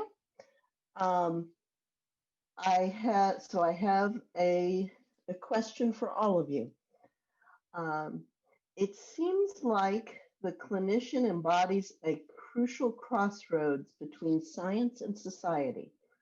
Do you see that current issues as outlined by Dr. Altman are challenging current and future clinicians to provide a new model of healthcare? If so, how? I don't know who wants to start. I'll go ahead and start. So certainly in my career, there's been a dramatic push for the clinician to have reduced time to provide care or the services for the patient. And clearly there needs to be expanded time to help with educating the patients, not only regarding their own personal health issues, but also the more general public health components that are very important for a healthy society. So I definitely see there is a need to begin rethinking through what that primary visit is. It doesn't matter what the clinician's doing. There's a need for education in all of our roles. And I think some expanded time and training to be able to do that will really help significantly improve the healthcare system that we have. I'd like to, oh, sorry, go ahead, Joy. No, please, thanks, go ahead. Ann. Thanks. I agree. I believe the future physician will have to take care of, as I said in the talk, patients in the room and patients not in the room. And I think that we as physicians are also public health messengers, and we are instrumental in translating medical accomplishments, and also public health situation. You know, the pandemic is a perfect example of that. That we've always been educators as physicians, but we are even more now, and we also set the example by our own behavior and our own response to public health issues. And you know, even pre-pandemic, for the last decade, I've been saying we need to combine primary care and all medical and public health education, and that it's really important. I wasn't expecting a pandemic to come and show how important it is. But I definitely agree with Dr. Altman and Dr. Degenhardt on this right now. Thanks. And Ann? Well, I just wanted to say, I think we have some really wonderful opportunities in dentistry to really take advantage of this tremendous time of need for education and engagement with our medical colleagues, our behavioral health colleagues, and of course, with our public health organizations. Our strategic partnerships are going to be so critical because, unlike other health professions, dentistry has historically been rather siloed away from everyone else. We work in our own facilities, in our own smaller practices in the community. And I think it has disconnected us somewhat from these conversations. But now, with a reimagination of health education and in interprofessional practice, it gives us many opportunities to help to support messaging to improve not only the health of our patients, but the health of our communities and society.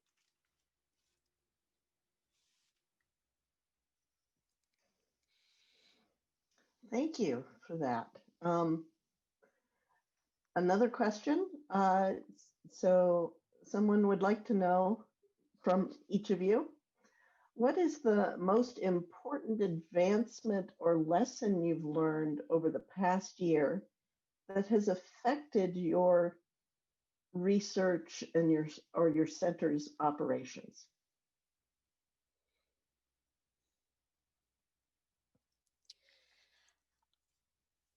I would say the relationships built prior to COVID with the different faculty, and since we're all spread out, and the students, understanding the challenges and emotional difficulty that everybody's going through, and then connect with them as people, and work through how we can still move forward our work and yet support each other through it.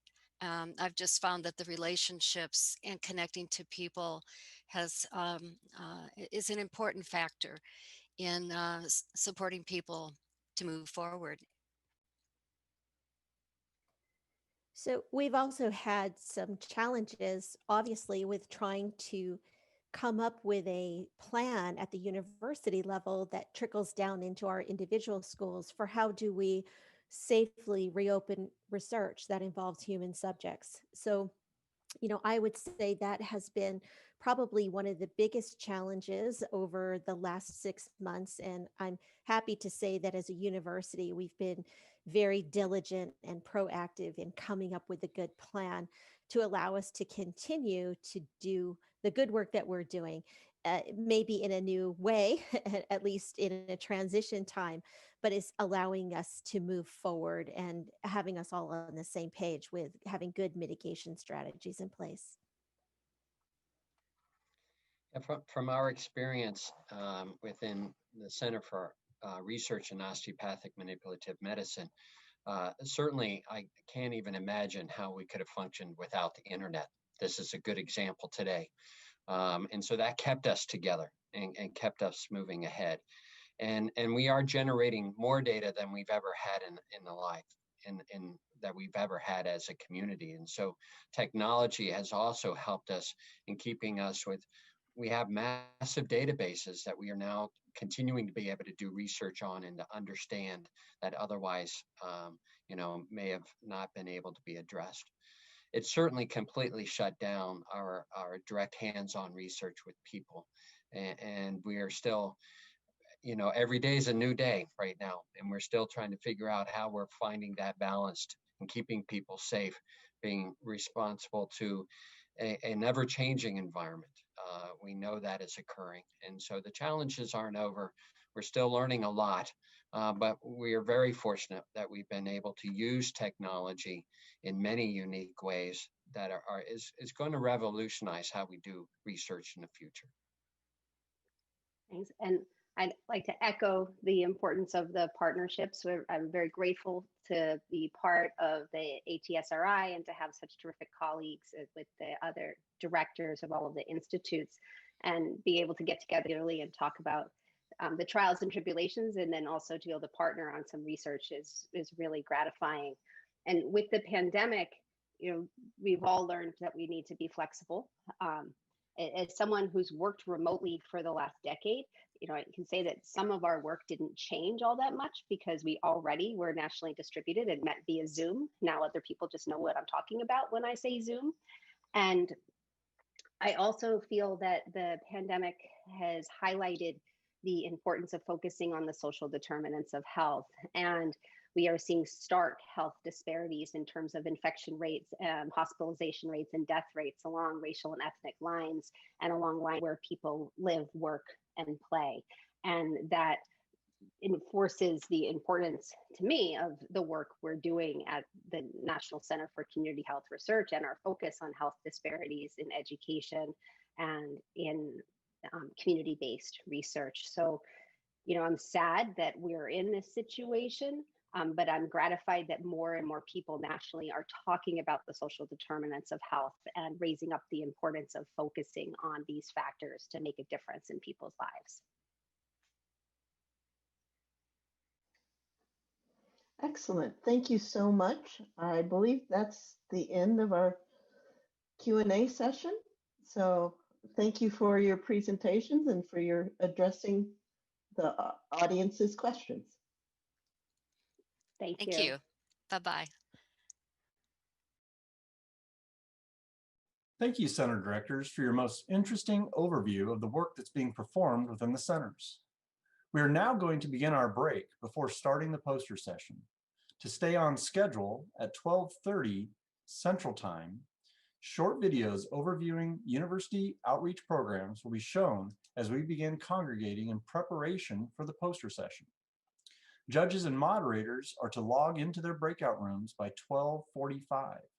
We recommend that at least the first round of presenters log into the breakout rooms by 12:50.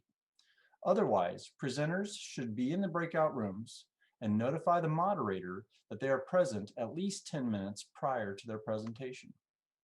Presenters who show up late will lose that time for their presentation. By 12:55 p.m., all rooms will be open for the audience to congregate. Presentations and judging will begin promptly at 1 p.m. Each presentation will start on the quarter hour, so if you need to change between breakout rooms, you will know when to do so to avoid missing a presentation. During the presentation, attendees can type in questions within the chat function, which, if time allows, will be presented to the presenter after the judge's questions have been addressed. At the end of the poster session, the afternoon keynote presentation will begin at 2:30 p.m. with Dr. Damon Tweedy from Duke University. When the keynote presentation is finished, there will be a short break prior to the award ceremony and conclusion of the symposium. Have a good break, and we will see everyone back at 1 p.m. Central Standard Time. Thank you.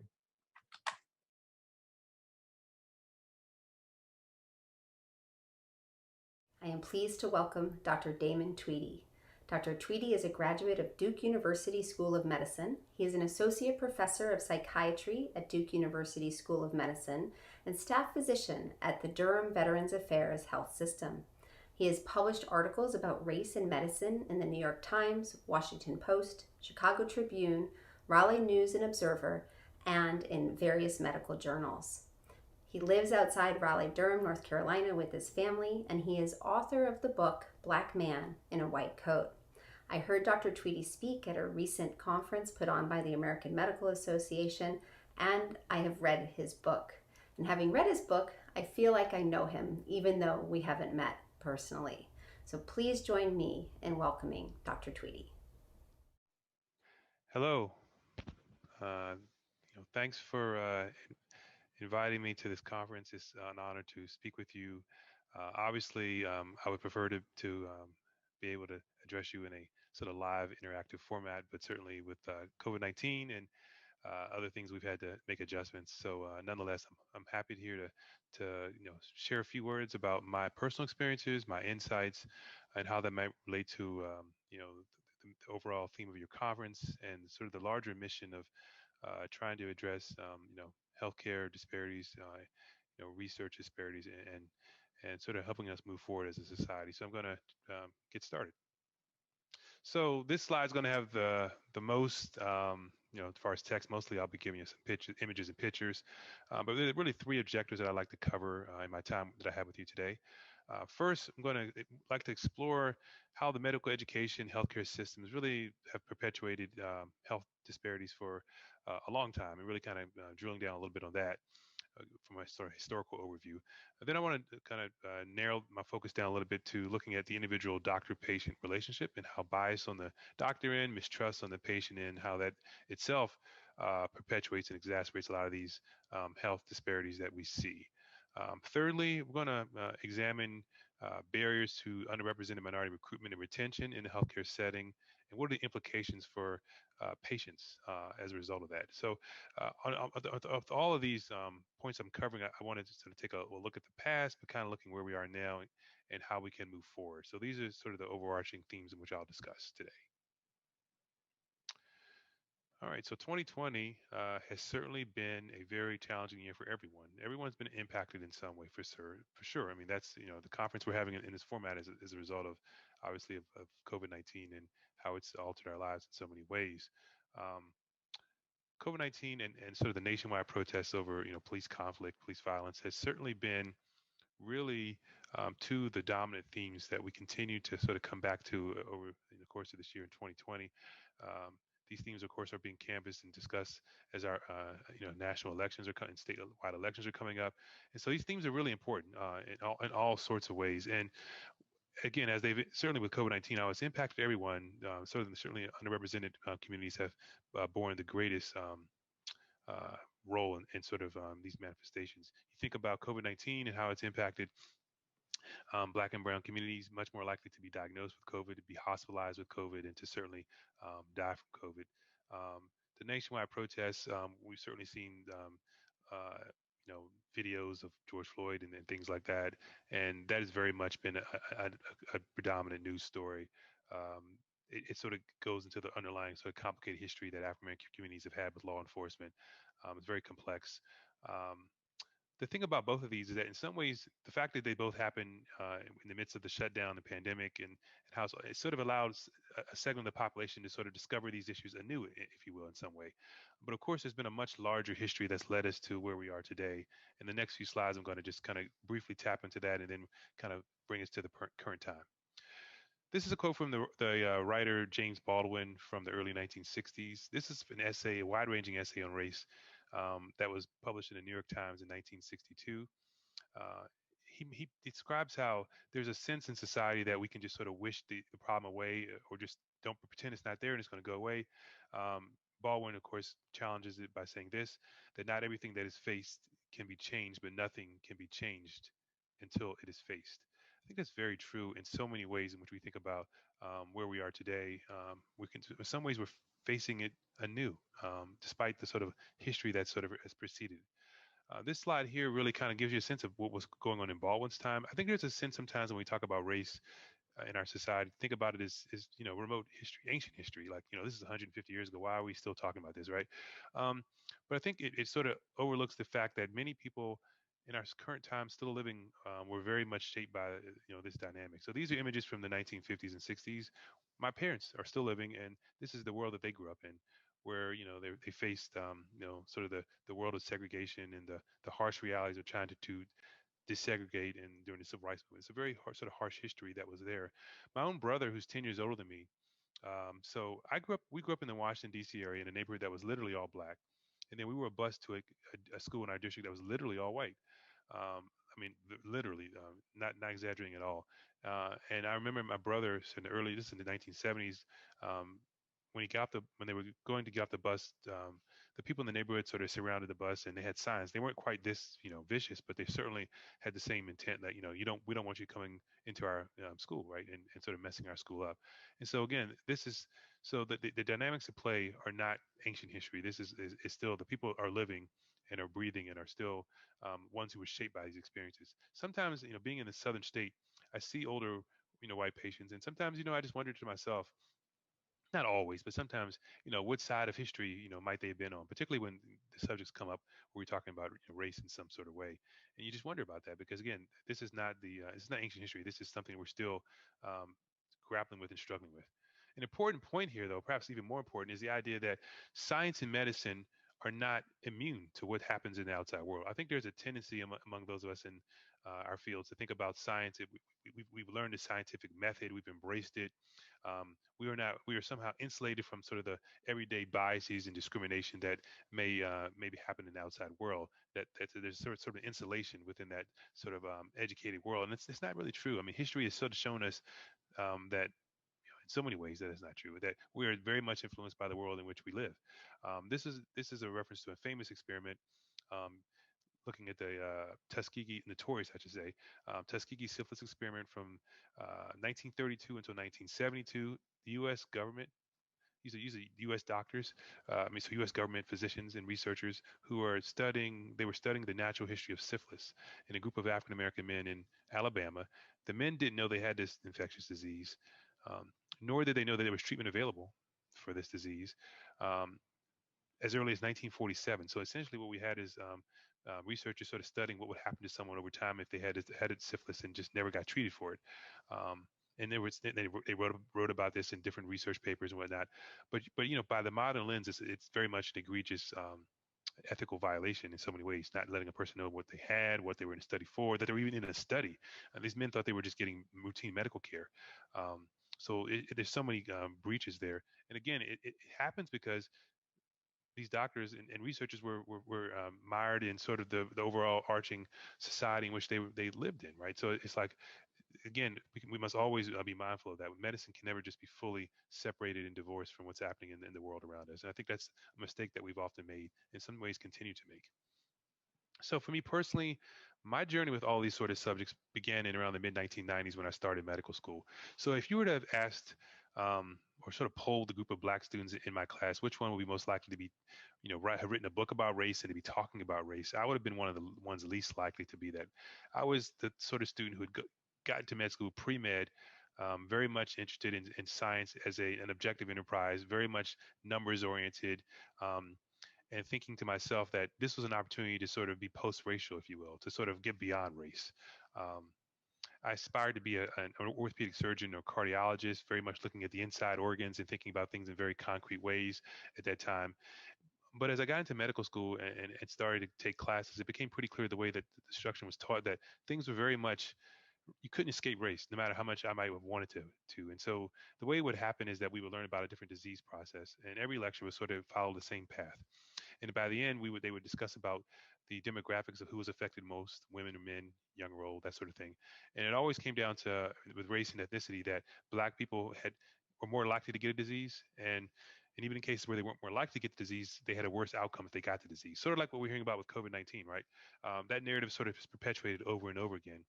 But there was no context at the time as to what that meant, or as to why that was, or to what solutions might be offered to try and address that. It was just sort of like it is what it is, if you will. I mean, and so that was sort of the context in which we were educated at that time. And so what happens there is that it really illustrated how difficult or poor job medical instruction was in terms of educating us on race and medicine. But this had a very personal meaning to me. It wasn't just like this sort of, larger context of it. It had a very personal dimension. So the picture on the left is of my grandmother, my maternal grandmother. So she grew up in South Central, very rural part of Virginia in the 1920s, 30s, 40s. Um, People might be familiar with the book about Henrietta Lacks, The Immortal Life of Henrietta Lacks. My grandmother grew up in that same part of Virginia during the same era, and not that far away at all. But she ended up moving to Washington D.C. as an adult. She worked as a maid or housekeeper for her adult life. And I remember as a kid going to visit her after church. She would go to her apartment in Washington D.C. and she would have she'd high blood pressure, and then we would talk about that. My mother would talk to her about her medications and about diet and these sort of things. And this was my first intro to this idea that medicine might not be what you think about, what you see on TV, where it was heroic and everything, and that people always felt good about it. My grandmother had these ideas that these doctors maybe weren't didn't have her best interest at heart, and maybe they were. She couldn't trust them so much. Like maybe they were just trying to keep her sick, to take her money and keep her on their rolls, if you will. She had made those sort of comments. I wasn't in the room with her when she saw the doctor, so I don't know what the doctor's perspective was. But I think it's fair to say that her care was never optimal because of some of the things that she was bringing to the table. There was a mistrust there.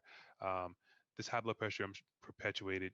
When I got into college, she had a stroke, which is a complication of high blood pressure. The stroke was pretty serious. Never really the same at that point. Early in med school, my first year in med school, she subsequently developed heart failure, and that's what she died from. So think about this: heart failure, heart disease, stroke, high blood pressure. They're all more prevalent, common in Black people, and have a worse course. It became for me even more personal several months later when I discovered that I had high blood pressure. We were in a classroom setting. A classmate measured my blood pressure. Um, a faculty member confirmed it was elevated. I went to student health center shortly after that. When I got there, they did some blood tests, urine tests. They found that I had some early signs of kidney disease. So that struck me like a ton of bricks. Kidney disease is certainly more common among African Americans. It's a complication of high blood pressure. It's notoriously more prevalent among Black people, more likely to have dialysis and failed kidney transplants. So many negative outcomes, and so all this was circulating in my head at this moment because I, up to that point, had thought of myself as a young, vibrant, healthy person. You can see in the picture here. Maybe it was really funny looking back, seeing that picture. Um, when they say youth is wasted on the young, because I tried to find a really happy, sunny picture of myself, and this is the best I could do. But I guess it's just the idea of seeing myself at that point. I was young, I was healthy, at least I thought I was, but yet I was being told that I had these physical ailments. And in some ways, I was a statistic that I'd been learning about in class. So it became this idea of how do I sort through this? How do I make sense of this for myself, but also for my larger family and community, my grandmother and all those in my community, right? So this is kind of where I sort of my focus began to shift in terms of where I thought where I could fit within medicine. The challenge is that medical schools, medical education, science has often really done a really poor job of talking about race, exploring race. This is in reference to a recent editorial I wrote in the New York Times about 2 months ago, really exploring some of those dimensions of the limitations of that. So you may want to check that out. It's 1,000 words, so you can only say so much, but it really explores some of these things. And two challenges are these. One is when we talk about race, one is that we don't talk about it at all, and we pretend it doesn't exist, or we talk about it in these two sort of really limiting things that I'm going to highlight for you here. This idea of race being fundamentally a manifestation of biological difference between people. This idea that there are Black people, there are white people, there are Asian people, and that these people all have an Hispanic people, and we're all fundamentally different biologically. It's really flawed. There's a lot of ways in which this is flawed, and it's used in medicine and science in all sorts of ways. When there's certain different types of tests that are used, and if a person is Black, we change the variables so that it accounts for them being Black. But there's a lot of the research as to why we're doing that. You go back and look at it, it's pretty weak and flimsy. Um, so there's a few challenges with this, and I'll just explore one example here. So when we say that someone is Black or white or Asian, the first question is, or Hispanic, who's making that determination? Is it the patient self-reporting that, or is it what someone sees when they see that person? And so what we found in one of the studies looking at this in the clinic was that oftentimes it was really the determination was made by a front desk person who just looked at the person and saw this is what the person was. This is what they thought the person was, right?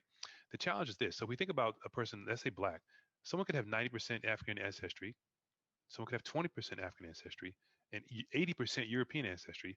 Yet we sort of can all group these people together as black. But I mean, there's a lot of reasons to think that that's really flawed. I can give you examples of a young person, a child, who had manifestations that were consistent with cystic fibrosis, which is a disease we thought of as primarily for affecting white people, European ancestry. Yet the person had, some maybe 20% African ancestry. And so that a diagnosis ended up being delayed because medicine was thought, the medical providers were sort of stuck in this mindset that a person who was black couldn't have cystic fibrosis, right? So we can sort of see how these sort of, but we're not taking into account the person's complex genetic, ancestry, right? So I think, there's a movement towards precision medicine and sort of really, really drilling down people's, genetic ancestry, which I think will be much better in terms of how we can sort of move forward in terms of medical applications. But just sort of saying someone's black based on a visual, and then sort of making all these other assumptions about them, from a biological or medical standpoint is really flawed. And I could give a lot of other examples. That's just one quick one that sort of comes to mind. Um, off the bat. And certainly we have to move towards a more precision-based care approach to that. The other piece, the second piece in which medicine has often sort of approached discussions about race is this idea of sort of, sort of blaming Black people for bad choices that are impacting them in deliberate ways. They're deliberately making bad choices. You saw this in COVID. So this is an example of the image there is of a gentleman who's a physician, but also a legislator. And in the early days of COVID-19, so during the summer, when it became apparent that Black people were much more likely to be afflicted in a severe way from COVID-19, there was a public hearing about it. And then one of his comments in there during the session was, well, maybe Black people just don't do a good job with hand hygiene. Well, I mean, so beyond just sort of the obvious, unscientific way of addressing the problem, it also sort of belies this idea of just so how easily sort of people can sort of have these sort of biases, right? So it's because my first thought about that was, gee, does that impact how he might have seen other Black patients in his care if he could sort of have that sort of a thought so easily come from him? To give you an example, to turn it back to me, so I'm a psychiatrist. It's been known for a long time that the white population, if you will, has a much higher rate of suicide. So if I were to just sort of think, well, speculate as to why that might be and come up with something very unscientific and say, well, maybe the character is not good or strong, right? I mean, that would be problematic. And I would think if you were a white person coming to see me, you would have doubts and skepticism about my capacity to treat you fairly, right? So I think these are the things that medicine is really beginning to grapple with and try and explore and address in a really concrete way. How do we teach about these subjects in a way that is going to be beneficial to sort of address bias, but also to, to sort of get us out of this mindset of biological distinction, but also to not ignore race, because race is important when we think about the social fabric of it. Another important thing that I think medicine is grappling with, that I know medicine is grappling with, is the ways in which bias infiltrates itself into the medical record. The idea of seeing a person and how do we describe them? Because a person comes in with their own set of their story, their version, their history, their experiences, their symptoms. And then a medical provider is translating that and putting it into a document that then influences how that person's care in the moment, but also into the future. And there's many examples of this. This study is looking at that and explored how patients were described in the emergency room setting. And the more sort of stereotypically lower income, lower socioeconomic status they were described, often in racial terms, the less likely they were to receive the appropriate pain treatment, pain medication treatment for when they were presented to the emergency room with a sickle cell anemia crisis. So this is just one example of that. I mean, the study's worth looking at for those of you who want more information on it. So where we are now, and this is where we didn't have the language for when I was in training, was this idea that there's all these social factors or social dimension, determinants, whatever word you want to use, of health, right? So it's not just about what happens in terms of a medicine you prescribe. I mean, there's so many other factors at work, right? So it's like, what is the patient's education level? What is their financial status? Where do they live? What access to the care do they have to quality food choices, to quality health care, right? What kind of health insurance do we have? There's so many ways in which this plays out, very troubling ways. There's often a story I tell when I give this talk. I didn't go into great depth here in terms of slides, but there's a story I tell of two women coming into an emergency room with a mental health crisis. They both had mental health crises. The first person was white. She had health insurance. And so she was able to be escorted by a nurse to the inpatient mental health unit, the private unit, where she had her own bed. She had her own, daily treatment with a therapist, the kind of group treatment with similar patients with similar sorts of problems.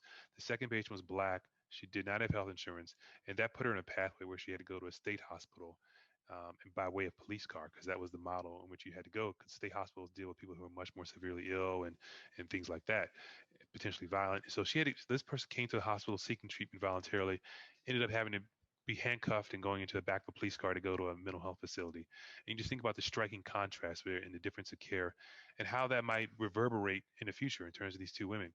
Will that person who was brought by police, will she have a deep mistrust of the healthcare system moving forward and maybe not come back and maybe deal with her problems in ways that are less optimal, like alcohol or drugs or something like that. They're just not coming to the hospital or seeking treatment in any sort of way. Um, and then not just her, but her community, like people who were around her, who saw what happened to her, who experienced that with her. And so you can sort of see how these things play out in powerful ways that we need to really concretely address.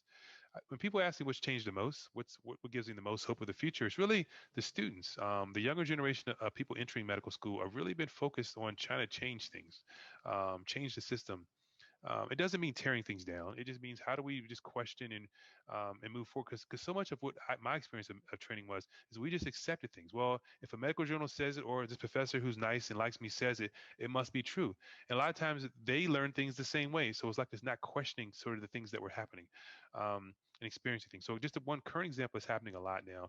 There's this whole story where when we evaluate somebody's kidney function, what we do is if a person's Black, you add a certain number to it to kind of multiply it. It's a little confusing for people who aren't familiar with it.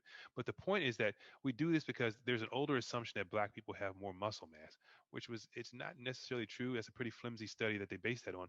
But now so much of medicine is being based on that. And the downside of this is that a lot of times it makes the patient seem like their kidney function is actually better than what it is. And so there's been what we found is that there's often been a delay between whether the person is receiving the appropriate treatment that they might need based on this correction. So a lot of people now are grappling with that. There's pros and cons. I'm not saying we need to just change everything, but the first thing is the question: how did we get here? Is this good or is this bad? Like, what are we doing harm? Are we helping people on balance? And so just making those questions, and these are the kind of things that students are questioning in terms of what we learn about in medicine, what we practice in medicine. They're also questioning, um, how do we address the role of all these social dimensions in the way they influence medicine? It's not just sort of seeing someone putting a band-aid on them and sending them out, but if we're not addressing sort of some of these underlying problems. So I think it comes with challenge. It comes with great challenges because um, they're going against a longer history of medical education that they're having to fight against, like a sort of a structure that's sort of been in place for a long time. There's also a challenge of who's going to teach and instruct students on these subjects if we didn't learn them ourselves in the first place. So there's real challenges that students are facing, but I really think this is a really important piece of how we can move forward. Um, in medicine, it's a complex picture, but it's a really important one. So I'm going to shift gears and sort of look more at the kind of personal dimension of my own biography. This might speak to those of you who are interested in medicine and science and sort of the challenges that I faced and how we can move forward. Sort of how do you overcome those challenges? How do you move forward as individuals, but also as society? What can we do? So I describe it the good, the bad, and the awkward. And it really comes down to really fundamentally when someone sees me. So you can't tell in this image here because you see me, sitting down in a chair, but I'm a really tall Black guy. I'm about 6'6". And what does someone see when they see me and I'm not in a suit, I'm not in a white coat? What do you think of me? What do you think of where I fit in the world? And where do I think of where I fit in the world? These things are all really important. I think that this is sort of influences so much of what we see in our society, that's challenging and that we need to move forward from. So there's many examples that I've wrote about in my book and I've described in other forms about how people see me in ways that are, troubling.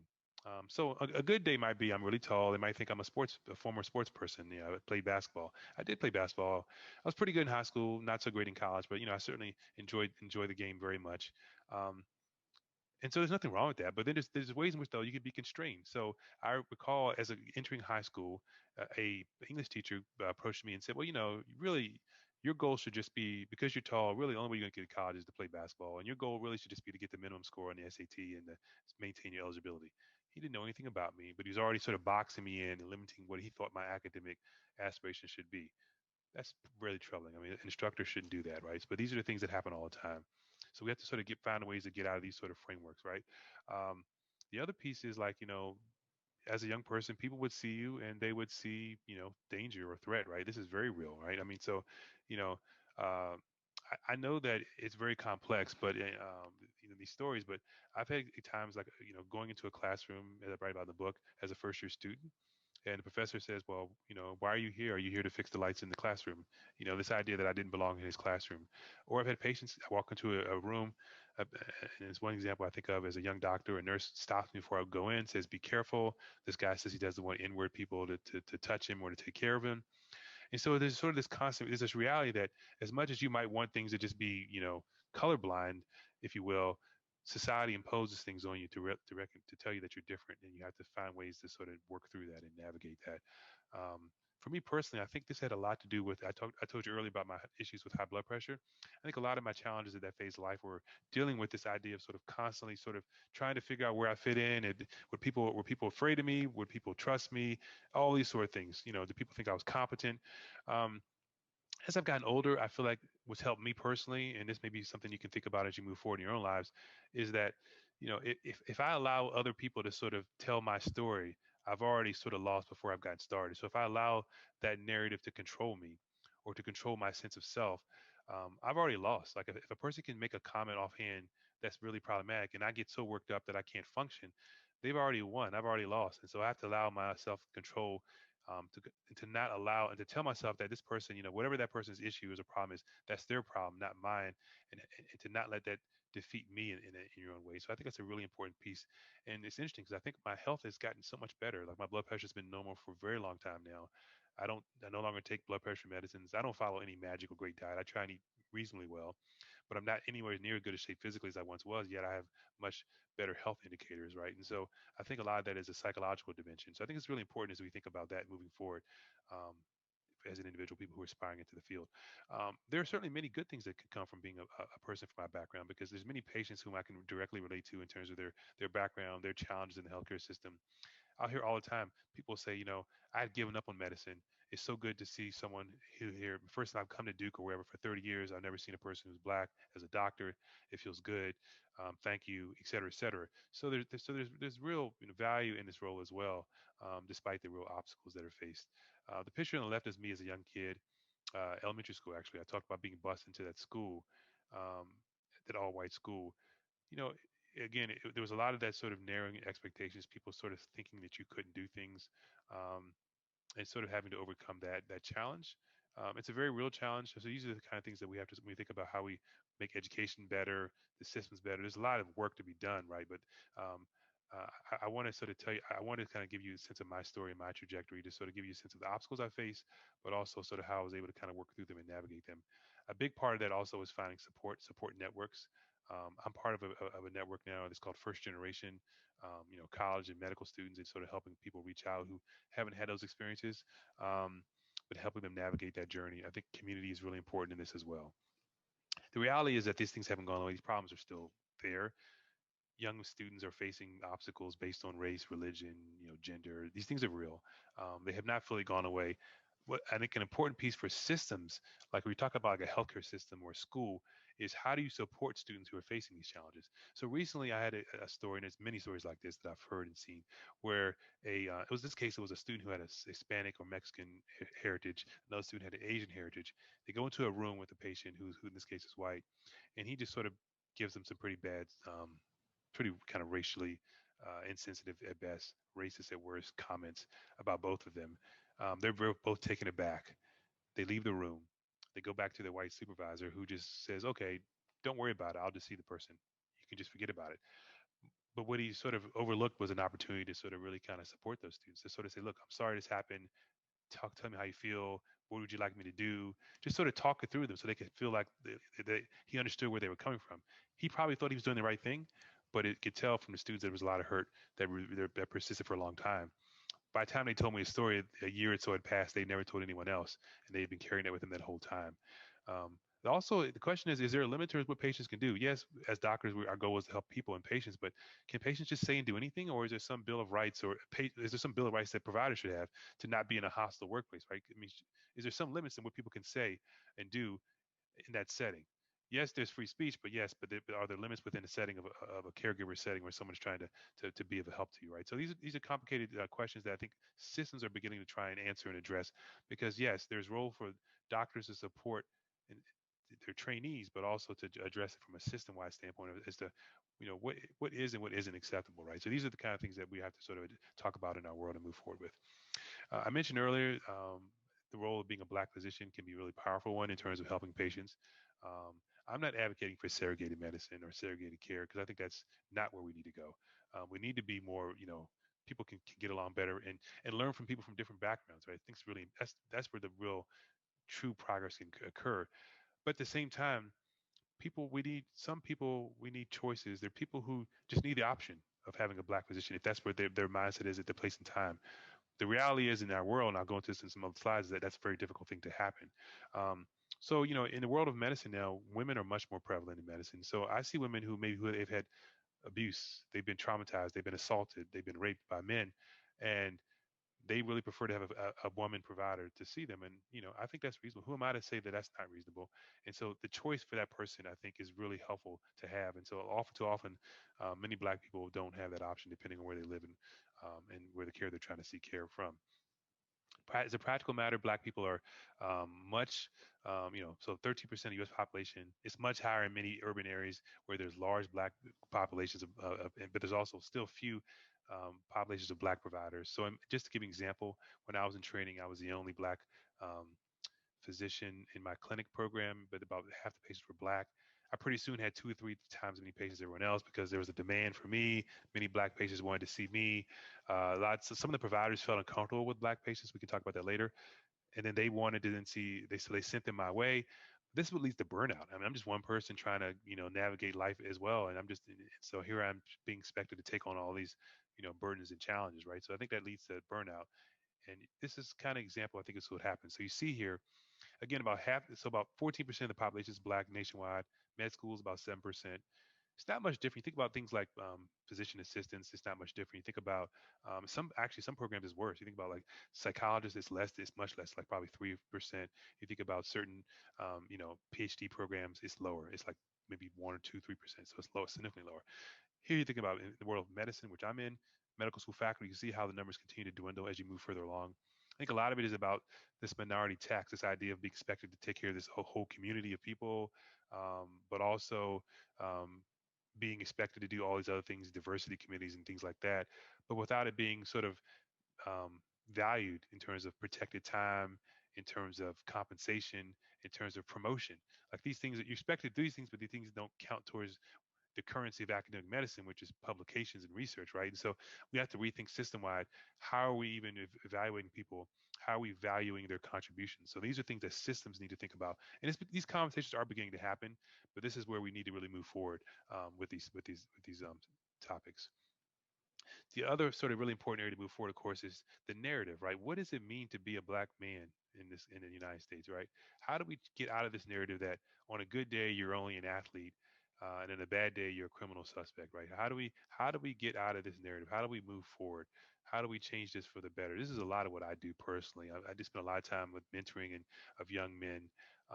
There's real challenges. And I'll give you a story at the end to sort of bring that back to my own personal story. But these are some social media handles for those who kind of interested in sort of being involved with this and learning more about it. This one on the left is based out of Ohio State. The guy in the suit is a cardiologist. Again, his whole mission is about this sort of changing the idea of what it means to be a Black man. The one on the right is based out of Dallas, Texas. You see the young kids there involved. How do we inspire people at a younger age? How do we begin to help them change that? How do we change that narrative? So it happens to happen at so many levels. That's happened within people, within their communities, but it has happened at a broader societal level as well. What are the media? What are the narratives that the media tells when we see Black men on television? Um, and what does that do for people and how they see themselves and how they relate to the world? There's so many powerful things that have to happen and be changed. Um, what's at stake here? So I think, sometimes we get in these discussions and we make them about politics. I mean, yeah, politics is important. Of course, it's really important. But it's really not about like that's winning an argument just for the sake of winning an argument. This is life and death stuff. I mean, we're talking about inequality in the healthcare world. We're talking about, living and dying. And this is, as Dr. King's quote here illustrates, injustice in health is the most shocking and inhuman because it results in physical death.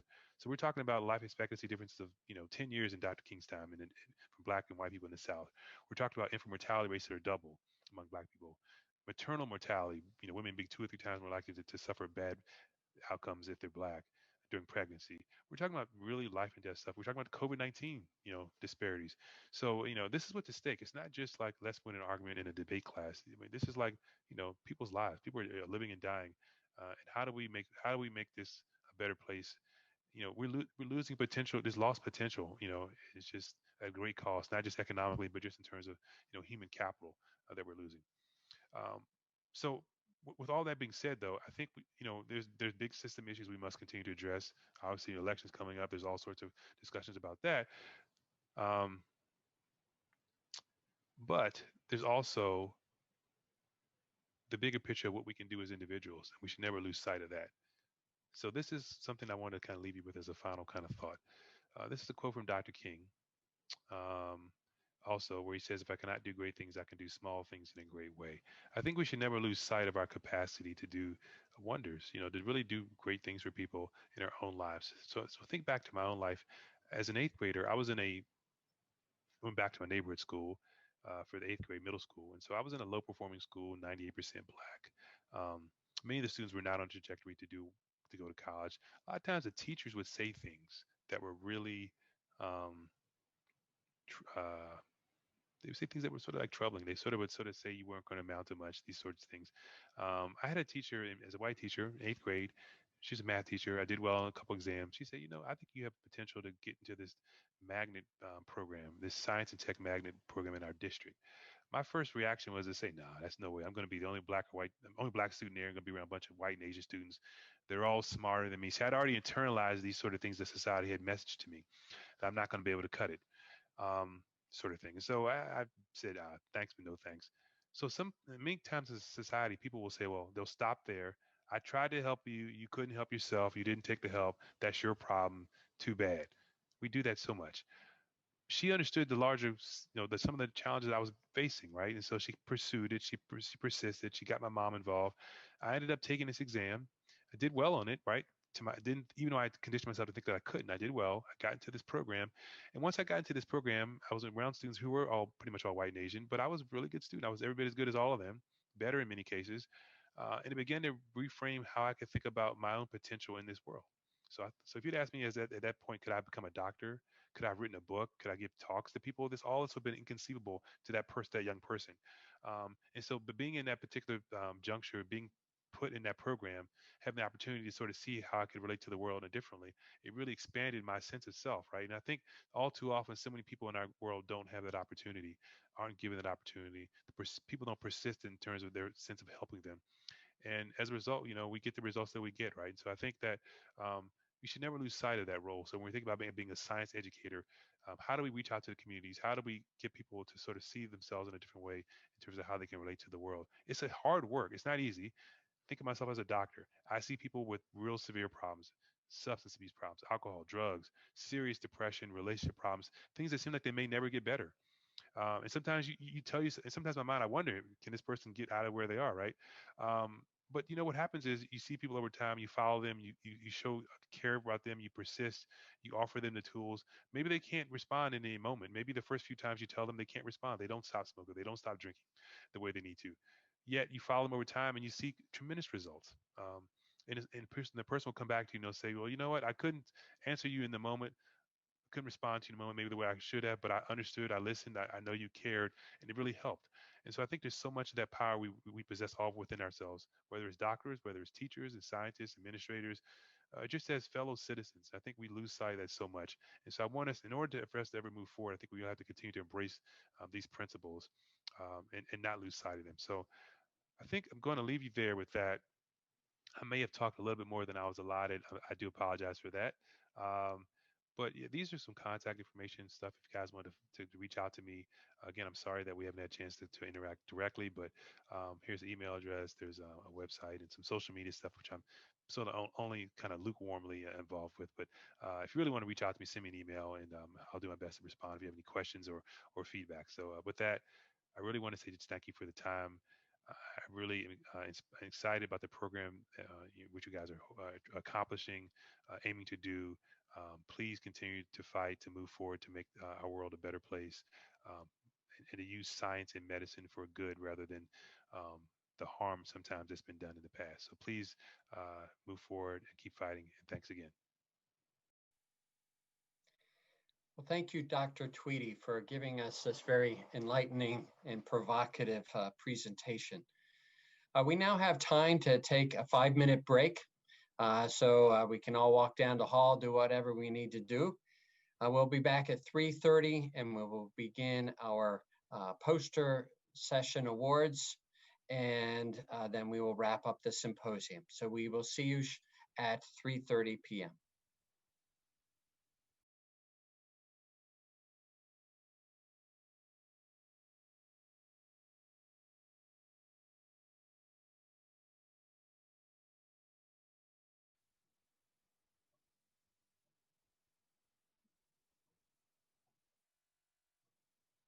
Welcome back.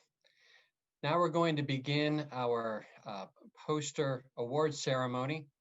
And then after that, I'll have a few words to wrap up today's program. I appreciate everybody hanging there for the program throughout the day. We have all survived it. We had a few kind of rough moments in our poster session, but that is not unexpected under the new nature of our new normal in 2020. So with that, I'd like to go ahead and begin presenting the awards for this year's Interdisciplinary Biomedical Research Symposium. So we have several awards to give. All of them come with a monetary honorarium.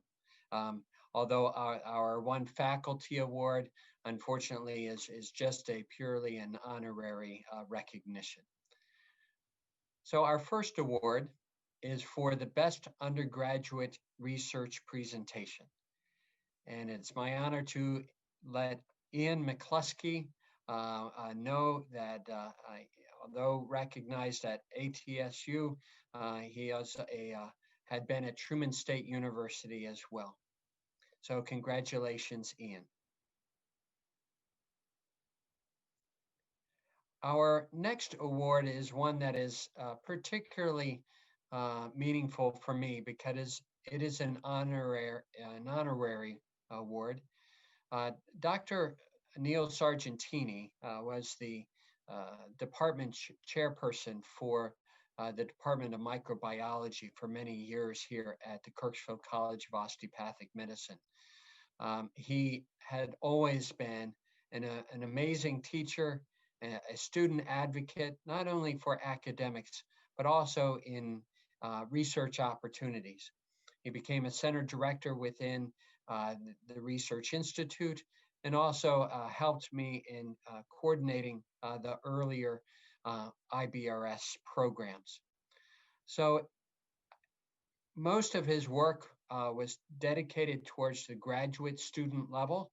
And so his award goes specifically to the best graduate research presentation in the basic sciences. And this year that goes to Taryn Hughes here at Kirksville College of Osteopathic Medicine at A.T. Still University. Congratulations, Taryn.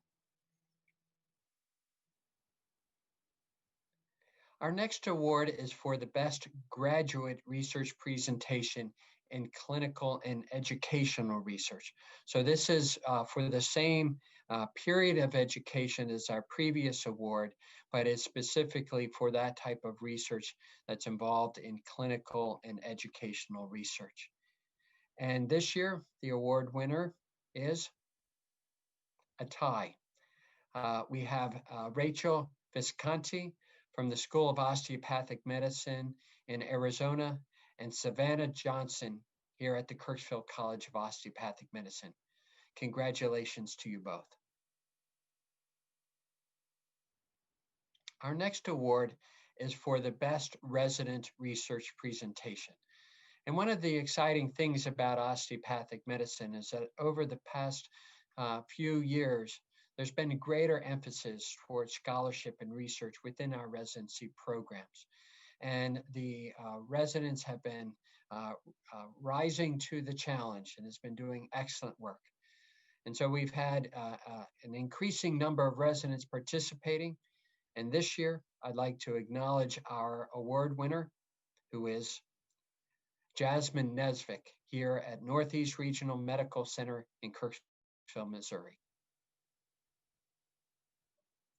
Our next award, as I mentioned, is an honorary award, and this goes to the best faculty research presentation. We had a large group of faculty participate and present this year, and I want to thank all of you for doing that. The faculty in general has supported this program as judges as well as presenters, and so for everyone who has participated on that front, I want to thank you for that. But now I want to recognize the best faculty research presentation, and that goes to Ebony Wisenant at the School of Osteopathic Medicine in Arizona. Thank you, Ebony. Good job. Our final award, and the most prestigious award for our symposium, is the best overall non-faculty research presentation.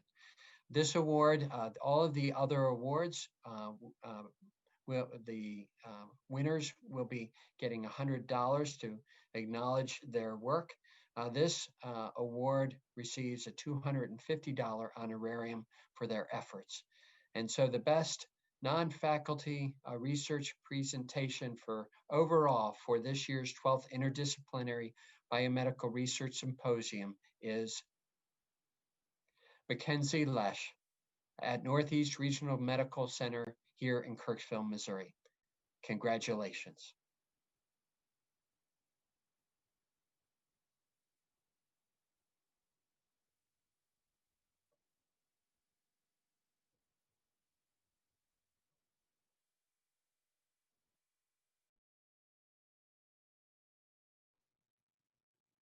On behalf of A.T. Still University of Health Sciences, whose members are committed to the scientific advancement and delivery of healthcare to promote health for all people, I thank all of you for participating in this year's Interdisciplinary Biomedical Research Symposium. As with every day of our lives, the members of the Still Research Institute hope that through today's symposium, everyone has become aware of and has learned something new. I certainly have gained new knowledge, new awareness, and a deeper understanding about society, science, and medicine. I think it is important to remember, as highlighted by our first presenter, that the overall contributions of the scientific process during our lives, our parents' lives, and even our grandparents' lives are easily recognized and continues to be remarkably valuable. I hope that through this program we can better see science for what it is. Science is a human process that was created to offset limitations of the human condition. Science was developed to minimize premature conclusions and biases that keep society from advancing and improving. Yet science has the potential, as with all things, to be manipulated and distorted for self-interest. The values of science and society should be inseparable, especially in promoting health and treating disease. From today's program, it should be evident that all members of society have a responsibility to be skeptical or critical, to find truth and avoid bias, distortion, and manipulation of information. As we live these challenging times, the advancement of health will come from the cooperation of an accurately informed society partnering with an unbiased scientific community. Clear communication and trust between the scientific community and society are the foundation for our future success.